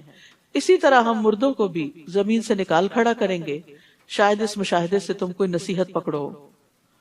اور عمدہ زمین اپنے رب کے حکم سے خوب سبزہ اگاتی ہے، اور جو خراب زمین ہوتی ہے اس سے جو کچھ تھوڑا بہت نکلتا ہے وہ بھی ناقص ہوتا ہے۔ تو یہ زمین سے مراد انسان ہے۔ اچھے انسانوں سے بڑے پیمانے پہ خیر پھوٹتی ہے، اور جن کے اندر شر ہوتا ہے وہ چھوٹی سی خیر کرتے ہیں تو اس میں بھی کچھ شر چھپا ہوا ہوتا ہے. اسی طرح ہم اپنی آیات کو مختلف طریقوں سے ان لوگوں کے لیے بیان کرتے ہیں جو شکر بجا لاتے ہیں. لقد ارسلنا نوحا الی قومہ، ہم نے نوح علیہ السلام کو اس کی قوم کی طرف بھیجا. ہر نبی اپنی قوم کی طرف بھیجا گیا. تو اس نے کہا اے میری قوم، اللہ کی عبادت کرو جس کے بغیر تمہارا کوئی الہ نہیں. میں تم پر ایک بڑے دن کا عذاب واقع ہونے سے ڈرتا ہوں. اس کی قوم کے سرداروں نے کہا ہم تو تمہیں سری گمراہی میں دیکھتے ہیں. اس نے کہا برادران قوم، میں گمراہی میں پڑا ہوا نہیں، بلکہ میں تمام جہانوں کے رب کا رسول ہوں. میں تمہیں اپنے رب کے پیغامات پہنچاتا ہوں اور تمہاری خیر خواہی کر رہا ہوں. یہ ہوتا ہے پیغمبروں کا طریقہ کہ مخالفین کی بھی خیر خواہی کرتے ہیں، کیونکہ جو کچھ مجھے اللہ کی طرف سے معلوم ہے اسے تم نہیں جانتے. تو دو صفات ایسی ہیں جو داعی کے اندر ہونی چاہیے، اللہ کی طرف بلانے والے کے اندر. اگر وہ ان سے اپنے آپ کو آراستہ کر لے تو اس کے کام میں قبولیت اور برکت ہوتی ہے. نمبر 1 لوگوں کی سچی خیر خواہی، اور نمبر 2 علم. دل میں آپ لوگوں کی خیر خواہ ہوں، ان کی تنقید کے باوجود ان کی خیر خواہی کرتے رہے. وہ آپ کو تکلیف بھی دیں پھر بھی آپ ان کا بھلا سوچتے رہیں، ان کے لیے دعائیں کرتے رہیں. اور دوسرا یہ کہ جو چیز بتا رہے ہیں اس کے بارے میں صحیح طور پر علم بھی ہو، جان کر علم حاصل کر کے. کیا تمہیں اس بات پر تعجب ہے کہ تمہارے پاس نصیحت تمہارے رب کی طرف سے ایک ایسے آدمی کے ذریعے آئی ہے جو تمہیں میں سے ہے، تاکہ وہ تمہیں برے انجام سے ڈرائے اور تم نافرمانی سے بچو تاکہ تم پہ رحم کیا جائے. چنانچہ انہوں نے نوح کو جھٹلا دیا تو ہم نے نوح کو اور اس کے ساتھیوں کو جو کشتی میں سوار تھے بچا لیا، اور ان لوگوں کو غرق کر دیا جنہوں نے ہماری آیات کو جھٹلایا تھا. بلا شبہ وہ اندھے لوگ تھے، سب کچھ دیکھتے ہوئے بھی سمجھ نہیں رہے تھے. اور قوم عاد کی طرف ہم نے ان کے بھائی ہود کو بھیجا علیہ السلام. اس نے اپنی قوم کے لوگوں سے کہا اللہ کی عبادت کرو جس کے بغیر تمہارا کوئی الہ نہیں. کیا تم اللہ سے ڈرتے نہیں ہو؟ یعنی اس کو چھوڑ کے کسی اور کی طرف متوجہ ہوگے تو کل اس کے سامنے جا کر کیا جواب دو گے؟ اس کی قوم کے کافر سرداروں نے کہا ہم تو تجھے کم عقل آدمی دیکھتے ہیں اور ہمارا خیال ہے کہ تم جھوٹے ہو. سبحان اللہ. اللہ سبحانہ وتعالی اپنی مخلوق میں سے بہترین لوگوں کو چنتا ہے نبوت کے لیے. وہ جو اللہ کی نگاہ میں اتنے اچھے، وہ لوگوں کی نگاہ میں اتنے حقیر ہو گئے کہ وہ اللہ کا پیغام ان کو پہنچا رہے. تو اس سے داعی کو بہت حوصلہ ملتا ہے کہ اگر اللہ کے بہترین بندوں کو لوگوں نے اس طرح کے نام دیے کہ ہم تجھے کم عقل دیکھتے ہیں، انا لنراک فی صفاہا، اور ہم آپ کو جھوٹا خیال کرتے ہیں. حالانکہ نبوت کی شرائط میں سے ایک یہ کہ نبی ہمیشہ سچ بولتا ہے، صادق اور امین ہوتا ہے. تو پھر اگر ہمیں کوئی جھوٹا کہہ دے اور اگر ہمیں کوئی بے وقوف کہہ دے تو ہمیں مائنڈ نہیں کرنا چاہیے، کیونکہ ہم سے زیادہ اچھے لوگوں کو کہہ دیا گیا تھا. پھر بھی انہوں نے اپنا کام جاری رکھا، پھر بھی انہوں نے خیر خواہی کی، پیچھے نہیں ہٹے. ہود علیہ السلام نے کہا اے میری قوم، میں نادان نہیں ہوں، بلکہ میں تو جہانوں کے رب کا رسول ہوں. یہ ہے انبیاء کے اخلاق. قوم نے کہا ہم تجھے بے وقوف سمجھتے ہیں. انہوں نے کہا میں بے وقوف نہیں ہوں، بس سٹاپ، فل سٹاپ. یہ نہیں کہا بلکہ تم بے وقوف ہو، یہ نہیں کہا. ابلغکم رسالات ربی وانا لکم ناصح امین، میں تمہیں اپنے رب کے پیغامات پہنچاتا ہوں اور تمہارا امین اور خیر خواہ ہوں. کیا تم اس بات پر تعجب کرتے ہو کہ تمہارے رب کی طرف سے تمہارے پاس نصیحت ایک ایسے آدمی کے ذریعے آئی ہے جو تمہیں میں سے ہے، تاکہ وہ تمہیں برے انجام سے ڈرائے. اور اللہ کا یہ احسان یاد کرو جب اس نے تمہیں قوم نوح کے بعد زمین کا جانشین بنایا اور تمہیں خوب تنومند یعنی طاقتور بنایا. بس اللہ کی نعمتوں کو یاد کرو تاکہ تم فلاح پاؤ. وہ کہنے لگے کیا تو ہمارے پاس اس لیے آیا ہے کہ ہم ایک اللہ ہی کی عبادت کریں اور جنہیں ہمارے آباء و اجداد پوچھتے رہے انہیں چھوڑ دیں. یہ تھا ان کی گمراہی کا سبب. کوئی دلیل نہیں سوائے اس کے کہ باپ دادا کے پیچھے چلیں گے. یاد ہے دنیا کے معاملات میں ہم باپ دادا کے پیچھے کون نہیں چلتے. ہم میں سے کون ہے جو دادی والے کپڑے پہنتا ہے آج یا نانی والے کھانے پکاتا ہے؟ دنیا کے معاملات میں ہم ایڈوانس ہو گئے، نئی نئی چیزیں سیکھی، نئے نئے تجربے کیے، نئے نئے کام کیے. اور دین کے معاملے میں فرسودہ رسمیں، پرانے طریقے، باپ دادا کے طریقے. عجب منطق ہے. اور جنہیں ہمارے آباء و اجداد پوچھتے رہے انہیں چھوڑ دیں. اگر تو سچا ہے تو جس عذاب کی تو دھمکی ہمیں دیتا ہے وہ لے آ. ہود نے کہا علیہ السلام تمہارے رب کی طرف سے تم پر عذاب اور اس کا غضب ثابت ہو چکا ہے، کیا تم مجھے ایسے ناموں کے بارے میں کیا تم مجھ سے ایسے ناموں کے بارے میں جھگڑا کرتے ہو جو تم نے اور تمہارے آباء و اجداد نے رکھ لیے ہیں؟ یعنی خود بخود تم نے ان سے کچھ خوبیاں منسلک کر دی، بتوں کو اپنا حاجت روا سمجھ لیا، جیسے آج مسلمانوں نے اللہ کے نیک بندوں کو اپنا حاجت روا بنا رکھا ہے کہ وہ مشکل کشا ہے، وہ گنج بخش ہے اور وہ فلاں ہے. تو یہ تو خود بخود تم نے نام دے دیے جن کے لیے اللہ نے کوئی سند نہیں اتاری. سو اب تم بھی انتظار کرو اور میں بھی تمہارے ساتھ انتظار کرتا ہوں. پھر ہم نے اسے اور اس کے ساتھیوں کو اپنی مہربانی سے بچا لیا اور ان لوگوں کی جڑ کاٹ دی جنہوں نے ہماری آیات کو جھٹلایا تھا اور ایمان لانے والے نہیں تھے. اور سمود کی طرف ان کے بھائی صالح کو بھیجا علیہ السلام. اس نے اپنی قوم کے لوگوں سے کہا اللہ کی عبادت کرو جس کے بغیر تمہارا کوئی الہ نہیں. تمہارے پاس تمہارے رب کی طرف سے واضح معجزہ آ چکا ہے. یہ اللہ کی اونٹنی تمہارے لیے معجزہ ہے. وہ اونٹنی ایک چٹان سے نکلی تھی، انہوں نے معجزہ مانگا تھا، اللہ نے بھیج دیا. اللہ کی زمین پر اسے چرنے دو اور اسے برے ارادے سے ہاتھ نہ لگاؤ ورنہ ایک دردناک عذاب تمہیں آ لے گا، کیونکہ وہ ان کا سارا پانی پی جاتی تھی. معجزہ مانگ کے پھنس گئے. اور وہ وقت یاد کرو جب قوم عاد کے بعد اللہ نے تمہیں جانشین بنایا، یعنی زمین میں تمہیں اٹھایا، تمہیں بسایا، تمہیں ترقی دی، تمہیں اس علاقے میں آباد کیا. تم زمین کے ہموار میدانوں میں محلات بناتے ہو اور پہاڑوں کو تراش تراش کر گھر بنا لیتے ہو. اتنا زبردست آرکیٹیکچر اور کنسٹرکشن کا طریقہ تھا ان کا. لہٰذا اللہ کے احسانات کو یاد کرو، یعنی جس نے تمہیں عقل، سمجھ اور یہ وسائل، ریسورسز اور ان کو استعمال کرنے کے طریقے سکھائے، اور زمین میں فساد نہ مچاتے پھرو. ہود علیہ السلام کی قوم کے متکبر سرداروں نے ان کمزور لوگوں کو جو ان میں سے ایمان لا چکے تھے کہا کیا تم جانتے ہو کہ صالح اپنے رب کا رسول ہے؟ یعنی تم کیوں مان گئے ہو؟ تم کیوں صالح کے پیچھے جا رہے ہو؟ تمہارے پاس کیا دلیل ہے؟ یعنی ان سے جھگڑنے لگے. وہ کہنے لگے جو کچھ اسے دے کر بھیجا گیا ہم تو اس پر ایمان رکھتے ہیں. متکبر کہنے لگے جس بات پر تم ایمان لانے والے ہو ہم اسے ماننے والے نہیں. ماننے کی کوشش، سمجھنے کی، جاننے کی کوشش ہی نہیں کی تو ایمان کہاں سے آتا؟ چنانچہ انہوں نے اونٹنی کی کونچیں کاٹ ڈالی اور اپنے رب کے حکم سے سرتابی کی اور کہنے لگے صالح اگر تو رسول ہے تو جس عذاب کی تو ہمیں دھمکی دیتا ہے وہ لے آ. کیا حوصلہ تھا ان لوگوں کا، کیا اکڑ تھی، کیا تکبر تھا کہ اپنے لیے عذاب مانگا. آخر انہیں زلزلے نے آ لیا اور وہ اپنے گھروں میں اوندھے پڑے کے پڑے رہ گئے. بڑی بڑی عمارتیں انہی کے اوپر گر پڑی. پھر صالح یہ کہتے ان کے ہاں سے چلے گئے اے قوم میں نے تمہیں اپنے رب کا پیغام پہنچا دیا تھا اور تمہاری خیر خواہی بھی کی، لیکن تم تو خیر خواہی کرنے والوں کو پسند ہی نہیں کرتے. اور لوط نے جب اپنی قوم سے کہا علیہ السلام تم بے حیائی کا وہ کام کرتے ہو جو تم سے پہلے اہل دنیا میں سے کسی نے بھی نہیں کیا. تم شہوت رانی کے لیے عورتوں کو چھوڑ کر مردوں کے پاس آتے ہو. تم تو حد سے بڑے ہوئے لوگ ہو. یعنی عجیب و غریب خواہشات تھی ان کی. اور اس کی قوم کو اس کے سوا کوئی جواب بن نہ پایا کہ انہوں نے یہ کہہ دیا اپنی بستی سے انہیں نکال دو، یہ لوگ بڑے پاک باز بنتے ہیں. یعنی نصیحت کرنے والوں کو اسنپ کر دو، ان کو ہی ختم کر دو تاکہ کوئی برا بھلا کہے ہی نہ، کیونکہ وہ اپنے برے اعمال پہ فخر کرتے تھے اور نیک لوگوں کا مذاق اڑاتے. کہ بری قوموں کا یہی حال ہوتا ہے کہ وہ نیکی کرنے والوں کو بے وقوف سمجھتے ہیں اور جن گناہوں کی گندگی میں وہ گرفتار ہوتے ہیں اس پہ فخر کرتے ہیں. چنانچہ ہم نے لوط اور اس کے اہل خانہ کو بچا لیا بجز اس کی بیوی کے کہ وہ باقی ماندہ ہلاک ہونے والوں میں سے تھی، کیونکہ اس کی ہمدردیاں اس بری قوم کے ساتھ تھی. تو جو جس کے ساتھ محبت کرتا ہے اسی کے ساتھ اٹھتا ہے. اور اس قوم پر پتھروں کی بارش برسائی، بس دیکھ لیجئے کہ مجرموں کا انجام کیسا ہوا. بس دیکھ لیجئے کہ مجرموں کا انجام کیسا ہوا.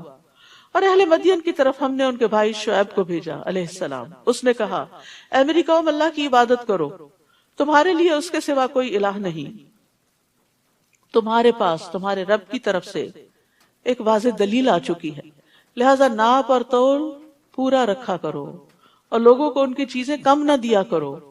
لین دین میں ڈنڈی مارتے تھے.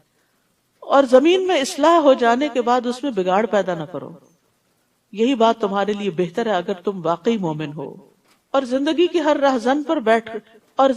ہر راہ پر رہزن بن کر نہ بیٹھ جاؤ کہ لوگوں کو دھمکاتے پھرو اور جو شخص اللہ پر ایمان لائے اسے اس کی راہ سے روکنے لگو، یعنی راستوں پر اس لیے نہ کھڑے ہو جاؤ کہ اللہ کے راستے سے لوگوں کو روکو، اور جو دین کی طرف آئے انہیں اس سے منع کرو، اور اس سیدھی راہ میں کجی کے درپے ہو جاؤ۔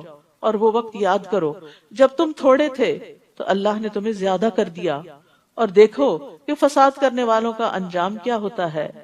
وَإِن كَانَ طَائِفَةٌ مِّنكُمْ آمَنُوا بِالَّذِي أُرْسِلْتُ بِهِ وَطَائِفَةٌ لَمْ يُؤْمِنُوا فَاصْبِرُوا حَتَّى يَحْكُمَ اللَّهُ بَيْنَنَا وَهُوَ خَيْرُ الْحَاكِمِينَ۔ اور اگر تم میں سے ایک فریق ایسا ہے کہ جو کچھ مجھے دے کر بھیجا گیا اس پر ایمان لے آیا، اور دوسرا فریق ایمان نہیں لایا، تو صبر کرو یہاں تک کہ اللہ ہمارے درمیان فیصلہ کر دے، اور وہی سب سے بہتر فیصلہ کرنے والا ہے۔ وآخر دعوانا ان الحمد للہ رب العالمین۔ سبحانک اللہم وبحمدک اشہد ان لا الہ الا انت استغفرک واتوب الیک۔